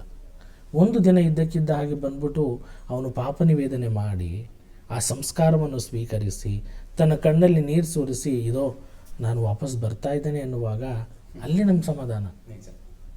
ಅಲ್ಲಿ ಹಂಗಾದ್ರೆ ನಮ್ಮ ಬೋಧನೆ ಆಗ್ಬೋದು, ನಾವು ಮಾಡುವ ಕಾರ್ಯ ಅವನನ್ನು ಬದಲಾಯಿಸಿದೆ, ಅದು ಅವನಿಗೆ ಅದರಲ್ಲಿ ನಮ್ಗೆ ಗೊತ್ತಾಗ್ತದೆ ಅವನೆಷ್ಟು ಅನುಭವಿಸಿದ್ದಾನೆ ನಾವು ಮಾಡುವಂಥ ಕಾರ್ಯಗಳು, ಅಥವಾ ಅದು ಎಷ್ಟು ಒಳಿತಾಗಿದೆ ಅವನ ಜೀವನಕ್ಕೆ ಅಂತ ಆವಾಗ ನಮ್ಗೆ ಅರ್ಥ ಆಗುತ್ತೆ. ಅಳತೆ ಎನ್ನುವ ಖಂಡಿತವಾಗಿ ಅಳತೆ ಮಾಡಲು ಸ್ವಲ್ಪ ಕಷ್ಟ, ಆದರೆ ಅರ್ಥವಾಗುತ್ತೆ, ಅರ್ಥ ಮಾಡ್ಕೋಬೋದು. ಅವನ ನಡವಳಿಕೆ ಆಗ್ಬೋದು, ಅವನು ವಾಪಸ್ ಬಂದು ಅಥವಾ ತಾನು ಅನುಭವಿಸಿದಂತಹ ಆ ಅನುಭವವನ್ನು ಬಂದು ಗುರುಗಳ ಬಳಿ ಹೇಳ್ಕೊಳ್ಳುವಾಗ ಖಂಡಿತವಾಗಿ ಅದು ಒಂದು ಸಂತೋಷದ ವಿಷಯನೇ. ಸಾಮಾನ್ಯವಾಗಿ ಇವೆಲ್ಲವುಗಳನ್ನು ನಾವು ಅರ್ಥೈಸ್ಕೊಂಡ್ರೆ ನಮ್ಮ ಬದುಕು ಹಸನಾಗಿರುತ್ತೆ ಅನ್ನುವಂಥದ್ದನ್ನೇ ನಾವು ಮಾತಾಡ್ತಾ ಬಂದಿದ್ದೀವಿ. ಖುದ್ದಾಗಿ ನಿಮ್ಮಲ್ಲಾದಂಥ ಒಂದು ಪರಿವರ್ತನೆಗಳೇನೇನು ಈ ಒಂದು ವಿಷಯಗಳನ್ನು ಅಳವಡಿಸ್ಕೊಳ್ತಾ ಬಂದಾಗ, ಅಥವಾ ಜನರಿಗೆ ಆ ವಿಷಯಗಳನ್ನು ಅಳವಡಿಸ್ಕೊಳ್ಳಿ ಅನ್ನುವಂಥ ಮಾತನ್ನು ಹೇಳ್ತಾ ಸಾಗಿದಾಗ ನಿಮ್ಮಲ್ಲಾದಂಥ ಬದಲಾವಣೆಗಳು ಏನು ಅಥವಾ ಆಗ್ತಾ ಇದೆ? ಖಂಡಿತವಾಗಿ ಕೆಲವು ಅಂಶಗಳು ನೀವು ಹೇಳ್ದ ಹಾಗೆ ಅವ್ರ ಜನರು ಬಂದು ನಮ್ಮ ಹತ್ರ ಹೇಳ್ಕೊಳ್ಳುವಾಗ ಬಹುಶಃ ಒಂದೊಂದ್ಸಲಿ ಅನಿಸ್ಬೋದು ನಾನು ಮಾಡಿದ್ದು ನನ್ನಿಂದ ಆಗ್ಬೋದು, ಆದರೆ ಅದು ನಮ್ಗೆ ಇನ್ನೊಂದು ಪಾಠ ಕಲಿಸ್ತದೆ. ನಿನ್ನಿಂದ ಏನೂ ಸಾಧ್ಯವಿಲ್ಲ. ದೇವರು ಅನುಗ್ರಹಿಸದ ಹೊರತು, ದೇವರು ನೀಡದ ಹೊರತು ನಮ್ಮಿಂದ ನಾವೇನೂ ಮಾಡಲು ಸಾಧ್ಯವಿಲ್ಲ. ಆ ಥರ ಪಾಠ ನನಗೆ ಎಷ್ಟೋ ಸಲ ದೇವರು ಕಲಿಸಿದ್ದಾರೆ. ಅಂದರೆ ಅದನ್ನು ನಾನು ಅರ್ಥ ಮಾಡ್ಕೊಂಡಿದ್ದೀನಿ. ಯಾಕಂದರೆ ಹಲವಾರು ಬಾರಿ ನಾವು ಅನ್ಕೋಬೋದು ಇಷ್ಟೆಲ್ಲ ಮಾಡ್ತಾಯಿದ್ದೀನಿ, ಇಷ್ಟೊಂದು ಜನ ಬದಲಾಗ್ಬೋದು, ಅಥವಾ ನಾನು ಸಹಾಯ ಮಾಡಿದ್ದೇನೆ, ಆ ನೆಮ್ಮದಿ ನನಗಿದೆ. ಆದರೆ ಅದಕ್ಕಿಂತ ಹೆಚ್ಚಾಗಿ ನಾನು ತಿಳಿಬೇಕಾಗಿರೋದು ನಾನಾಗಿ ನಾನೇನೂ ಮಾಡ್ತಾಯಿಲ್ಲ. ಇದು ದೇವರ ಪ್ರೇರಣೆ, ದೇವರ ಅನುಗ್ರಹ, ದೇವರ ಕೃಪಾಶ್ರಯ. ಅದನ್ನು ಹಲವಾರು ಬಾರಿ ನನಗೆ ಗೋಚರವಾಗಿದೆ ಅಥವಾ ಅದು ನಾನು ತಿಳಿದಿದೆ. ಅದು ಕೂಡ ಆ ದೈವ ಪ್ರೇರಣೆ ಅಂತ ನಾನು ಹೇಳ್ಬೋದು. ಖಂಡಿತ ಹೌದು ಆಧ್ಯಾತ್ಮಿಕ ಅನುಭವ. ಅದಕ್ಕೆ ಹೇಳ್ತೇವಲ್ಲ, ನಾವು ಗುರುಗಳಾದವರು ಸಾಧಾರಣವಾಗಿ ಹೆಚ್ಚಾಗಿ ನಾವು ಆದ್ಯತೆ ನೀಡುವುದು ಪ್ರಾರ್ಥನೆ, ಧ್ಯಾನ. ಇದರಲ್ಲಿ ಖಂಡಿತವಾಗಿ ದೇವರ ಪ್ರೇರಣೆ ನಮಗೆ ಲಭಿಸುತ್ತದೆ. ಹಲವಾರು ಬಾರಿ ನಮಗೆ ಒಂದು ಯಾವ ಡಿಸಿಷನ್ ತಗೊಳ್ಬೇಕು, ಯಾವ ರೀತಿ ತೊಗೊಂಡ್ರೆ ಏನಾಗ್ಬೋದು, ಈ ಡಿಸಿಷನ್ ತೊಗೊಂಡ್ರೆ ಏನಾಗ್ಬೋದು ಎನ್ನುವ ಗೋಜಲು ಇರುವಾಗ ಖಂಡಿತವಾಗಿ ಪ್ರಾರ್ಥನೆ, ಈ ಧ್ಯಾನವು ಆ ಗೋಜಲನ್ನು ಸ್ಪಷ್ಟಪಡಿಸುತ್ತದೆ. ಖಂಡಿತವಾಗಿ ಅದು ನಮ್ಮ ಅನುಭವ ಕೂಡ. ಯಾಕಂದರೆ ಹಲವಾರು ವಿಷಯಗಳಿವೆ ನಮಗೆ. ಈ ಡಿಸಿಷನ್ ಈಗ ತೊಗೊಳ್ಬೋದಾ, ಇದು ತೊಗೊಳ್ಬಾರ್ದಾ, ಇದು ಮಾಡಬೇಕಾ, ಇದು ಮಾಡಬಾರ್ದಾ ಅನ್ನೋ ಅಂಶಗಳು ನಮಗೆ ಅದು ಗೊಂದಲವನ್ನು ತರುವಾಗ ಈ ಪ್ರಾರ್ಥನೆಯಲ್ಲಿ, ಆ ಧ್ಯಾನದಲ್ಲಿ ಖಂಡಿತವಾಗಿ ದೇವರ ಪ್ರೇರಣೆ ನಮಗೆ ಸಿಕ್ಕಿದೆ. ಅದರ ಅನುಭವ ಕೂಡ ನಮಗೆ ಇದೆ. ಹಾಗೆಯೇ ಧರ್ಮಾಧ್ಯಕ್ಷ, ನನಗೆ ಮತ್ತೊಂದು ಪ್ರಶ್ನೆ. ನೀವು ಆಧ್ಯಾತ್ಮಿಕದ ಒಂದು ಬದುಕಿನ ಬಗ್ಗೆ ಮಾತಾಡ್ತಾ ಇದ್ರಿ. ಮನುಷ್ಯ ಯಾಕೆ ತುಂಬ ತಡ ಮಾಡ್ತಾನೆ ಆ ಒಂದು ಬದುಕಿನ ಕಡೆ ವಾಲೋದಕ್ಕೆ, ಅಥವಾ ಕೆಲವೊಂದ್ಸರಿ ಆ ಕಡೆ ವಾಲೋದೇ ಇಲ್ಲ, ಕೆಲವೊಂದ್ಸರಿ ಅದ್ರ ಬಗ್ಗೆ ಅದರಿಂದ ನಮಗೆ ಲಾಭ ಇದೆ ಅಂತ ಗೊತ್ತಿದ್ರೂ ಆ ಕಡೆಗೆ ಎಣಕು ಸಹ ನೋಡೋದಿಲ್ಲ. ಸೊ ಯಾಕೆ ಈ ರೀತಿಯಾದಂಥ ನಿರ್ಲಕ್ಷ್ಯ ಅನ್ಬಹುದಾ, ಅಥವಾ ಇದನ್ನು ಏನು ಹೇಳ್ತೀರಿ ತಾವು ಇದಕ್ಕೆ? ಆಧ್ಯಾತ್ಮಿಕ ಅನ್ನುವುದು ಒಂದು ವರದಾನ, ಎಲ್ಲರೂ ಅದನ್ನು ಸ್ವೀಕರಿಸಲು ಸಾಧ್ಯವಿಲ್ಲ. ಎರಡನೇದಾಗಿ ಇನ್ನೊಂದು ವಿಷಯ ಏನೆಂದರೆ, ಈಗಿನ ಆಧುನಿಕ ಜಗತ್ತಿನ ಒಂದು ಸೆನಾರಿಯೋ ಸಿಚುವೇಶನ್ ಅದು ನೋಡುವಾಗ ಹಲವಾರು ವಿಷಯಗಳಿವೆ. ಈಗ ನೋಡಿ, ಮನುಷ್ಯ ಎಳೆ ಮಕ್ಕಳು ಕೂಡ ನಾನು ಮೊಬೈಲ್ ನನ್ನ ಕೈಗೆ ಬಂದಿದ್ದು ಯಾವಾಗ ಅಂದರೆ ಬಹುಶಃ ನಾನು ಫಿಲಾಸಫಿ ಅಥವಾ ಥಿಯಾಲಜಿ ಇನ್ನೇನು ಗುರುಪಟ್ಟ ಪಡಿಬೇಕು ಆವಾಗ ನನ್ನ ಕೈಗೆ ಮೊಬೈಲ್ ಬಂದಿದ್ದು. ಆವಾಗ ಬಂದಿದ್ದೆಲ್ಲ ಅದು ಬರೀ ಬಟನ್ ಮೊಬೈಲ್ಗಳು. ಅದು ಒಂದ್ಸಲಿ ಬರೀ ಫೋನ್ ಮಾಡಬೇಕು, ಮೆಸೇಜ್ ಹಾಕಬೇಕು ಅಷ್ಟೇ. ಆದರೆ ಈಗಿನ ಪೀಳಿಗೆ ಇದೆಯಲ್ಲ, ಎಳೆ ಮಕ್ಕಳಿಗೆ ಅವ್ರಿಗೆ ಮೊಬೈಲ್ ಕೊಟ್ಬಿಟ್ರೆ 5 ನಿಮಿಷದಲ್ಲಿ ಏನು ಒಂದು ಕಾರ್ಯಕ್ರಮವನ್ನೇ ಮಾಡಿಬಿಡ್ತಾರೆ, ಒಂದು ಪ್ರೋಗ್ರಾಮ್ ಮಾಡಿ ಅದನ್ನು ನಿಮ್ಮ ಕೈಲಿ ಕೊಡ್ತಾರೆ. ಅಂದರೆ ಇವಾಗ ಆಧುನಿಕ ಜಗತ್ತು ಹೆಂಗಿದೆ ಅಂದರೆ ಎಷ್ಟು ಪ್ರಗತಿಯತ್ತ ನಡೀತಾ ಇದೆ. ಈ ಪ್ರಗತಿಯ ಒಂದು ನಡುವೆ ಈ ಮನುಷ್ಯ ಎಷ್ಟರ ಮಟ್ಟಿಗೆ ಈ ಆಧ್ಯಾತ್ಮಿಕ ಕಡೆಗೆ ಹೋಲುತ್ತಾನೆ. ಹಲವಾರು ವಿಷಯಗಳ ಆಕರ್ಷಣೆಗಳಿಗೆ ಅವನ ಲೋಕದಲ್ಲಿ ಈಗ ಎಷ್ಟೊಂದು ಆಕರ್ಷಣೆ ಇದೆ, ಇದಿದೆ ಅದಿದೆ, ಎಷ್ಟೊಂದು ಅವನ ಕೈಯಲ್ಲೇ ಇದೆ. ಇಡೀ ಜಗತ್ತನ್ನೇ ಅವನು ಕೈಯಲ್ಲಿ ಇಟ್ಕೊಂಡಿದ್ದಾನೆ, ನೋಡ್ಬೋದು ಅವನು ಜಗತ್ತನ್ನೇ. ಇದನ್ನು ತ್ಯಾಗ ಮಾಡಲು ಸಾಧ್ಯವೇ? ಇದನ್ನು ಹೊರತುಪಡಿಸಿ ಅಥವಾ ಇದು ನನಗೆ ಬೇಡ, ನನಗೆ ಆಧ್ಯಾತ್ಮಿಕ ಕಡೆ ನಾನು ತಿರುಗ್ತೇನೆ ಅನ್ನೋದು ಬಹಳ ಕಷ್ಟ, ಬಹಳ ವಿರಳ, ಸ್ವಲ್ಪ ಅಷ್ಟೇ ಅದು. ಹಾಗಾಗಿ ಅದಕ್ಕೆ ಬೇಕಾಗಿರುವುದು ವಿಶೇಷವಾಗಿ ಆ ಕುಟುಂಬದಿಂದ ಅವನು ಬೆಳೆದು ಬಂದ ವಾತಾವರಣ. ಆ ಚಿಕ್ಕ ವಯಸ್ಸಿಂದನೇ ಆಗ್ಬೋದು ಆಧ್ಯಾತ್ಮಿಕ ಕತೆ, ಆಧ್ಯಾತ್ಮಿಕ ವಿಷಯಗಳ ಬಗ್ಗೆ, ಅಥವಾ ಪ್ರಾರ್ಥನೆಯ ಬಗ್ಗೆ, ಅಥವಾ ಈ ದಾನ ಧರ್ಮದ ಬಗ್ಗೆ ಆಗಿಂದಲೂ ನಾವು ಆ ಮಕ್ಕಳಿಗೆ ವಿಶೇಷವಾದ ಬೋಧನೆ ಮಾಡಿ ಅದನ್ನು ಬೆಳೆಸಿದರೆ ಆಲ್ವೇಸ್ ಯಾವಾಗಲೂ ಒಂದು ಅವಕಾಶ ಇದೆ. ಅಂಥವರು ಖಂಡಿತವಾಗಿ ಆಧ್ಯಾತ್ಮಿಕ ಕಡೆ ಅವರು ವಾಲ್ಬೋದು. ಆದರೆ ಇದಕ್ಕೆ ಮುಖ್ಯವಾಗಿ ಕುಟುಂಬಗಳು ವಿಶೇಷವಾಗಿ ನಮ್ಮ ಮಕ್ಕಳನ್ನು ಯಾವ ರೀತಿಯಲ್ಲಿ ಬೆಳೆಸ್ತೇವೆ, ಯಾವ ರೀತಿಯಲ್ಲಿ ಅವರಿಗೆ ಏನು ನೀಡ್ತೇವೆ, ಯಾವುದು ಮನುಷ್ಯನಿಗೆ ಶಾಶ್ವತ, ಅದನ್ನು ನಾವು ಚಿಕ್ಕ ವಯಸ್ಸಿಂದಲೇ ಆ ಮಕ್ಕಳಿಗೆ ತೋರ್ಪಡಿಸ್ಬೇಕು. ಯಾಕಂದರೆ ಮಕ್ಕಳು ಬೆಳೀತಾ ತುಂಬ ನಾನು ಹೇಳ್ದಂಗೆ ಆಕರ್ಷಣೆಗಳು ಇನ್ನೂ ಜಾಸ್ತಿ ಆಗ್ತಾ ಇರ್ತದೆ. ಹಾಗಾಗಿ ನಾವು ವಿಶೇಷವಾಗಿ ಮಕ್ಕಳನ್ನು ಬೆಳೆಸುವಾಗ ಯಾವ ರೀತಿಯಲ್ಲಿ ಬೆಳೆಸ್ತೀವಿ ಭಾಳ ಮುಖ್ಯ.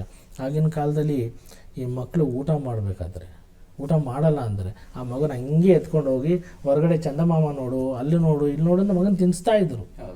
ಆದರೂ ಮಕ್ಕಳು ಊಟ ಮಾಡ್ತಾಯಿದ್ರು, ಅದೊಂದು ಸಾಧನವಾಗಿತ್ತು. ಈಗ ಅದು ಮಾಡೋಕ್ಕೆ ಸಾಧ್ಯನಾ? ಈಗೇನು ಮಾಡ್ತಾರೆ, ಮಕ್ಕಳು ಅಳ್ತಾವ್ರೆ, ಊಟ ಮಾಡಿಸ್ಬೇಕು ಅಂದರೆ ಏನು ಮಾಡ್ತಾರೆ, ಮೊಬೈಲ್ ಎತ್ತು ಕೈ ಕೊಟ್ಬಿಡ್ತಾರೆ. ಅವ್ರಿಗೇನು ಮಕ್ಕಳು ಊಟ ಮಾಡಬೇಕು ಆ ರೀತಿ. ಆದ್ರೂ ಸಹ ಈ ನಮ್ಮ ಕಾರ್ಯಗಳು ಆ ಮಕ್ಕಳಿಗೆ ಒಳಿತನ್ನು ನೀಡ್ತಾ ಇದೆಯಾ, ಒಳ್ಳೆ ಬೆಳವಣಿಗೆ ನೀಡ್ತಾ ಇದೆಯಾ, ಒಳ್ಳೆ ಬುದ್ಧಿ ನೀಡ್ತಾ ಇದೆಯಾ, ಅದೇ ಬಹಳ ಮುಖ್ಯ. ಅದನ್ನು ತಂದೆ ತಾಯಿಗಳಾದರೂ ವಿಶೇಷವಾಗಿ ಆ ಮಕ್ಕಳನ್ನು ಬೆಳೆಸುವ ರೀತಿ ನೀತಿಗಳು ಬಹಳ ಮುಖ್ಯ. ಅದು ಬೆಳೆಯುವುದರ ಹೇಳ್ತಾರಲ್ಲ, ಗಿಡವಾಗಿ ಬದ್ದದ್ದು ಮರವಾಗಿ ಬಗ್ಗಿದೆ. ಅದಕ್ಕೋಸ್ಕರ ಅದು ಗಿಡವಾಗಿದ್ದಾಗಲೇ ನಾವು ಯಾವ ರೀತಿಯಲ್ಲಿ ಅದಕ್ಕೆ ಪೋಷಣೆ ನೀಡಬೇಕು, ಅದನ್ನು ನೀಡುವಾಗ ಅದು ಮರವಾಗಿ ಬೆಳೆದಾಗ ಖಂಡಿತವಾಗಿ ಉತ್ತಮ ಫಲವನ್ನು ನೀಡುತ್ತೆ. ನಿಜ ಅದು ಬಹಳ ಮುಖ್ಯ ಕೂಡ. ಮನಸ್ಸನ್ನು ನಾವು ಯಾವಾಗಲೂ ತಿಳಿಯಾಗಿಟ್ಕೋಬೇಕು ಅಂತ ನಾವು ಮಾತಾಡ್ತಿರ್ತೀವಿ. ಬಹುಶಃ ಆಧ್ಯಾತ್ಮಿಕ ಜಗತ್ತಿನ ನಮಗೆ ಪರಿಚಯಗಳಾಗುವಂಥದ್ದೇ ಈ ನಿಟ್ಟಲ್ಲಿ, ಮನಸ್ಸನ್ನು ತಿಳಿಯಾಗಿಟ್ಕೊಳ್ಳಿ ಅನ್ನುವಂಥದ್ದು. ಬಟ್ ಬಹಳ ಕಷ್ಟ ಅಲ್ವಾ ಧರ್ಮಾಧ್ಯಕ್ಷರೇ ಅದು? ಅಂದರೆ ಮನಸ್ಸನ್ನು ತಿಳಿಯಾಗಿಟ್ಕೊಂಡಾಗ ತಟ್ಟಂತ ಆಲೋಚನೆ ಬರುತ್ತೆ, ಅಯ್ಯೋ ನನ್ನ ಫ್ರೆಂಡ್ ಸೈಟ್ ತೊಗೊಂಡ್ಬಿಟ್ಟ, ಅಯ್ಯೋ ನಮ್ಮ ಮನೆ ಪಕ್ಕದವ್ರು ಬಂಗಾರ ತೊಗೊಂಡ್ರು, ಮನೆ ಕಟ್ಸಿದ್ರು. ಅಂದರೆ ಈ ಲೌಕಿಕ ಜಗತ್ತಿಗೆ ನಾವು ಒಗ್ಗಿದ್ದೀವಿ ಅನ್ನೋದಕ್ಕಿಂತ ಸೇರ್ಕೊಂಡ್ಬಿಟ್ಟಿದ್ದೀವಿ ಅದ್ರಲ್ಲಿ ಪೂರ್ತಿಯಾಗಿ. ಹೇಗೆ ಇಟ್ಕೋಬೇಕು ಒಬ್ಬ ಸಾಮಾನ್ಯ ಮನುಷ್ಯ ಮನಸ್ಸನ್ನು ತಿಳಿಯಾಗಿ? ಇದಕ್ಕೆ ಮುಖ್ಯವಾಗಿ ಕೆಲವು ಅಂಶಗಳಿವೆ. ಈ ಮೊದಲನೇದಾಗಿ ನಾವು ಒಂದು ಕುಟುಂಬವನ್ನು ಹೊಂದಿಸಿ ನೋಡಬಾರ್ದು. ನಾವು ವಿಶೇಷವಾಗಿ ಮಾಡುತ್ತಿರೋ ತಪ್ಪು ಇದು. ಯಾವಾಗ ನಮ್ಮ ಕುಟುಂಬವನ್ನು ಇನ್ನೊಂದು ಕುಟುಂಬಕ್ಕೆ ಹೋಲಿಸಿ ನಾವು ಮಾತನಾಡಲು ಪ್ರಾರಂಭಿಸ್ತೇವೆ, ಅಲ್ಲಿ ನಮ್ಮ ಶಾಂತಿ ಭಂಗವಾಗ್ತದೆ, ಅಲ್ಲಿ ನಮ್ಮ ನೆಮ್ಮದಿಯನ್ನು ನಾವು ಕಳ್ಕೊತೇವೆ. ನಾವು ಇನ್ನೊಂದು ಕುಟುಂಬಕ್ಕೆ ಹೋಲಿಕೆ ಮಾಡಬಾರ್ದು. ದೇವರು ನಮಗೆ ಆದ ಒಂದು ವರದಾನ ನೀಡಿದ್ದಾರೆ, ನಮಗೆ ಆದ ಒಂದು ವರಪ್ರಸಾದ ನೀಡಿದ್ದಾರೆ. ಅದು ಹೇಳ್ತಾರಲ್ಲ, ಹಾಸಿಗೆ ಇದ್ದಷ್ಟು ಕಾಲು ಚಾಚಬೇಕು. ನನ್ನ ಕುಟುಂಬಕ್ಕೆ ದೇವರು ಅನುಗ್ರಹಿಸೋರ ಪ್ರಕಾರ ನಾನು ಜೀವಿಸ್ತಾ ಇದ್ದೇನೆ. ಯಾವಾಗ ನಾನು ಇನ್ನೊಬ್ಬನ ಮನೇಲಿ ಕಾರ್ ಇದೆ, ಇನ್ನೊಬ್ಬನ ಮನೇಲಿ ಡಬಲ್ ಡೋರ್ ಫ್ರಿಡ್ಜ್ ಇದೆ, ಯಾವಾಗ ಇನ್ನೊಬ್ಬನ ಮನೇಲಿ ಇಷ್ಟೆಲ್ಲ ಇದೆ, ಆಭರಣಗಳಿವೆ, ಯಾವಾಗ ನಾನು ಹೋಲಿಸಲು ಪ್ರಾರಂಭಿಸ್ತೇನೆ, ಅಲ್ಲಿ ನಮಗೆ ಪ್ರಾರಂಭವಾಗ್ತದೆ, ನಮ್ಮ ನೆಮ್ಮದಿ ಹಾಳಾಗ್ತದೆ. ಅದಕ್ಕೋಸ್ಕರ ಮೊದಲನೆಯದಾಗಿ ನಾವು ಆ ಬೇರೆಯವರ ಕುಟುಂಬವನ್ನು ನಾವು ಹೋಲಿಸಬಾರ್ದು. ಎರಡನೆಯದಾಗಿ ಮುಖ್ಯವಾಗಿ ನಾನು ಹೇಳುವುದೇನೆಂದರೆ, ಹಣವೇ ಎಲ್ಲ ಅಲ್ಲ. ಕೆಲವು ಏನಾಗಿದೆ ಅಂದರೆ ಆ ಕಾಂಪಿಟೇಷನ್ನು, ಸ್ಪರ್ಧೆ, ಎಲ್ಲರೂ ಓಡ್ತಾ ಇದ್ದಾರೆ. ಯಾರೆಷ್ಟು ಸಂಪಾದಿಸೋದು, ಯಾರೆಷ್ಟು ದುಡಿಯೋದು, ಯಾರೆಷ್ಟು ಮಾಡುವುದು. ಹಣವೇ ಎಲ್ಲವೂ ಅಲ್ಲ. ಹಣಕ್ಕಿಂತ ಹೆಚ್ಚಾಗಿ ಪ್ರೀತಿ ಇದೆ, ವಾತ್ಸಲ್ಯ ಇದೆ, ಮಮತೆ ಇದೆ, ಕರುಣೆ ಇದೆ, ಕ್ಷಮೆ ಇದೆ. ಅಂದರೆ ನಾನು ಹೇಳ್ತಾ ಇರೋದೇನೆಂದರೆ, ಯಾರು ಹಣ ಎಲ್ಲ ಬಿಟ್ಬಿಡಿ, ಹಣದ ಬಗ್ಗೆ ಇದು ಅವಶ್ಯಕತೆನೇ ಇಲ್ಲ ಅಂತ ನಾನು ಹೇಳ್ತಲ್ಲ. ಹಣ ಖಂಡಿತವಾಗಿ ಪ್ರತಿಯೊಬ್ಬರಿಗೂ ಅವಶ್ಯಕತೆ ಇದೆ, ಹಣದ ಅವಶ್ಯಕತೆ ಪ್ರತಿಯೊಬ್ಬರಿಗೂ ಇದೆ. ಆದರೆ ಅದೇ ಎಲ್ಲ ಅಲ್ಲ, ಅದೇ ಎಲ್ಲ ಅಲ್ಲ. ಸೊ ಹಾಗಾಗಿ ನಾವು ನಮ್ಮ ಜೀವನಕ್ಕೆ ಏನು ಬೇಕು, ಯಾವುದು ಅತಿ ಮುಖ್ಯ, ಅದರ ಬಗ್ಗೆ ಹೆಚ್ಚಾಗಿ ಗಮನ ಕೊಡಬೇಕು. ಹಾಗಾಗಿ ಇದ್ದು ಇನ್ನೂ ಹೆಚ್ಚಾಗಿ, ಅಂದರೆ ಏನಾಗ್ತದೆ, ಮನುಷ್ಯನ ಸ್ವಭಾವ ಏನಂದರೆ ಇದ್ದರೆ ಇನ್ನೂ ಬೇಕು ಅನ್ನುವ ಸ್ವಭಾವ. ಆ ಸ್ವಭಾವವನ್ನು ನಾವು ಆದಷ್ಟು ಮಟ್ಟಿಗೆ ಅದನ್ನು ಹೋಗಲಾಡಿಸಲು ಪ್ರಯತ್ನಿಸಬೇಕು. ಹಾಗೆಯೇ ಧರ್ಮಾಧ್ಯಕ್ಷರೇ, ನನ್ನ ಕೊನೆಯ ಪ್ರಶ್ನೆ, ಸಾಕಷ್ಟು ವಿಷಯಗಳನ್ನು ತಿಳಿಸ್ತಾ ಬಂದ್ರಿ ತಾವು. ಪ್ರಭು ಯೇಸುವಿನ ಬೋಧನೆಗಳೇನೆಲ್ಲ ಆಗಿತ್ತು, ಜೀವನಕ್ಕೆ ಏನೆಲ್ಲ ಬೇಕು ಅನ್ನುವಂಥದ್ದು. ಇವತ್ತು ಶುಭ ಶುಕ್ರವಾರ, ನಿಮ್ಮ ಒಂದು ಸಂದೇಶ ಮನುಕುಲಕ್ಕೆ ನೀಡೋದಾದರೆ ಏನು ಹೇಳೋಕ್ಕೆ ಇಷ್ಟಪಡ್ತೀರಿ? ಈ ಮನುಕುಲಕ್ಕೆ ಯೇಸು ಕ್ರಿಸ್ತರು ನೀಡುವಂತಹ ಸಂದೇಶ, ಎಲ್ಲರನ್ನು ಪ್ರೀತಿಸಿರಿ, ಎಲ್ಲರನ್ನು ಗೌರವಿಸಿರಿ, ಯಾರು ಭೇದ ಭಾವ ಮಾಡಬಾರ್ದು, ಎಲ್ಲರೂ ಒಂದೇ. ಹಾಗಾಗಿ ದೇವರು ಯೇಸು ಕ್ರಿಸ್ತರು ಈ ಧರೆಗೆ ಬಂದದ್ದೇ ಮನುಕುಲವನ್ನು ರಕ್ಷಿಸುವುದಕ್ಕೋಸ್ಕರ. ಹಾಗಾಗಿ ಆ ರಕ್ಷಣೆ ಮಾಡುವಂತಹ ಆ ಪ್ರೀತಿಯನ್ನು ನಮಗೆ ತೋರ್ಪಡಿಸಿದ್ದಾರೆ. ಅದೇ ರೀತಿಯಲ್ಲಿ ನಾವು ಕೂಡ ಒಬ್ಬರನ್ನೊಬ್ಬರು ಪ್ರೀತಿಸಬೇಕು, ಒಬ್ಬರನ್ನೊಬ್ಬರು ಗೌರವಿಸಬೇಕು. ಎರಡನೇದಾಗಿ, ಪ್ರತಿಯೊಬ್ಬ ಮನುಷ್ಯನಿಗೂ ಕಷ್ಟ ಬಂದೇ ಬರುತ್ತೆ, ಪ್ರತಿಯೊಬ್ಬ ಮನುಷ್ಯನಿಗೂ ಅನಾರೋಗ್ಯ ಬಂದೇ ಬರುತ್ತೆ.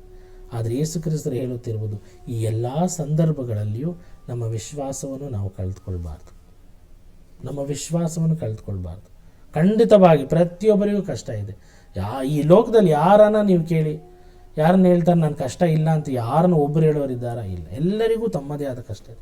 ಈ ಎಲ್ಲ ಕಷ್ಟ ಸಂದರ್ಭಗಳಲ್ಲಿಯೂ, ಈ ಎಲ್ಲ ನೋವಿನ ಸಂದರ್ಭಗಳಲ್ಲಿಯೂ ನಾವು ನಮ್ಮ ವಿಶ್ವಾಸವನ್ನು ಕಳೆದುಕೊಳ್ಬಾರ್ದು, ದೇವರ ಮೇಲಿಟ್ಟಿರುವ ನಂಬಿಕೆಯನ್ನು ಎಂದಿಗೂ ಕಳೆದುಕೊಳ್ಬಾರ್ದು. ಮೂರನೇದಾಗಿ, ಪ್ರತಿಯೊಬ್ಬರಿಗೂ ದೇವರ ಸಂಕಲ್ಪ ಇದೆ, ಯೋಜನೆ ಇದೆ. ನಮ್ಮ ಜೀವನದಲ್ಲಿ ನಡೆಯುವುದೆಲ್ಲವೂ ದೇವರ ಸಂಕಲ್ಪನೆ. ಅವರ ಸಂಕಲ್ಪವಿಲ್ಲದೆ ಏನೂ ನಡೆಯಲು ಸಾಧ್ಯವಿಲ್ಲ. ಹಾಗಾಗಿ ನಾವು ನಡೆಯುವ ಹಾದಿ ದೇವರಿಗೆ ಮೆಚ್ಚುಗೆಯಾಗಿರಬೇಕು, ಪರರಿಗೆ ಒಳಿತನ್ನು ತರಬೇಕು. ಇದೇ ಮುಖ್ಯವಾಗಿ ಯೇಸು ಕ್ರಿಸ್ತರು ನೀಡುವಂತಹ ಆ ಒಂದು ವಿಶೇಷವಾದ ಸಂದೇಶ ಇಡೀ ಮಾನವ ಕುಲಕ್ಕೆ. ಬಹುಶಃ ಮನಸ್ಸು ನಾವು ಕೇಳ್ಕೊಳ್ಳೋದಾಗ ತುಂಬ ಹಸನ್ ಅನಿಸುತ್ತೆ, ಹೌದಲ್ವ, ಇದನ್ನೆಲ್ಲ ಒಗ್ಗಿಸ್ಕೊಳ್ಬೇಕು ನಮ್ಮ ಬದುಕಿಗೆ ಅನಿಸುತ್ತೆ. ಬಹುಶಃ ಅದು ನಿಮ್ಮ ಮೂಲಕ ಕೇಳಿದಾಗ ಇದನ್ನು ನಾವು ಖಂಡಿತವಾಗ್ಲೂ ಅಳವಡಿಸ್ಕೊಳ್ಬೇಕಾಗತ್ತೆ. ಬಹಳ ಸಂತೋಷ ತಮಗೆ ಧರ್ಮಾಧ್ಯಕ್ಷರೇ. ಸಾಕಷ್ಟು ವಿಷಯಗಳನ್ನು ನಮ್ಮ ವೀಕ್ಷಕರಿಗೆ ತಿಳಿಸ್ಕೊಟ್ಟಿದ್ದೀರಿ, ಹಾಗೂ ಕಾರ್ಯಕ್ರಮದಲ್ಲಿ ಭಾಗವಹಿಸಿದ್ದಕ್ಕೆ ಮತ್ತು ನಿಮ್ಮ ಸಮಯವನ್ನು ನೀಡಿದ್ದಕ್ಕೆ ನಮ್ಮ ವಾಹಿನಿ ಪರವಾಗಿ ತುಂಬ ಧನ್ಯವಾದಗಳು ತಮಗೆ. ಧನ್ಯವಾದಗಳು. ಚಂದನ ವಾಹಿನಿಯ ಪ್ರತಿಯೊಬ್ಬ ವೀಕ್ಷಕರಿಗೂ ನನ್ನ ಮನದಾಳದ ಕೃತಜ್ಞತೆಗಳು.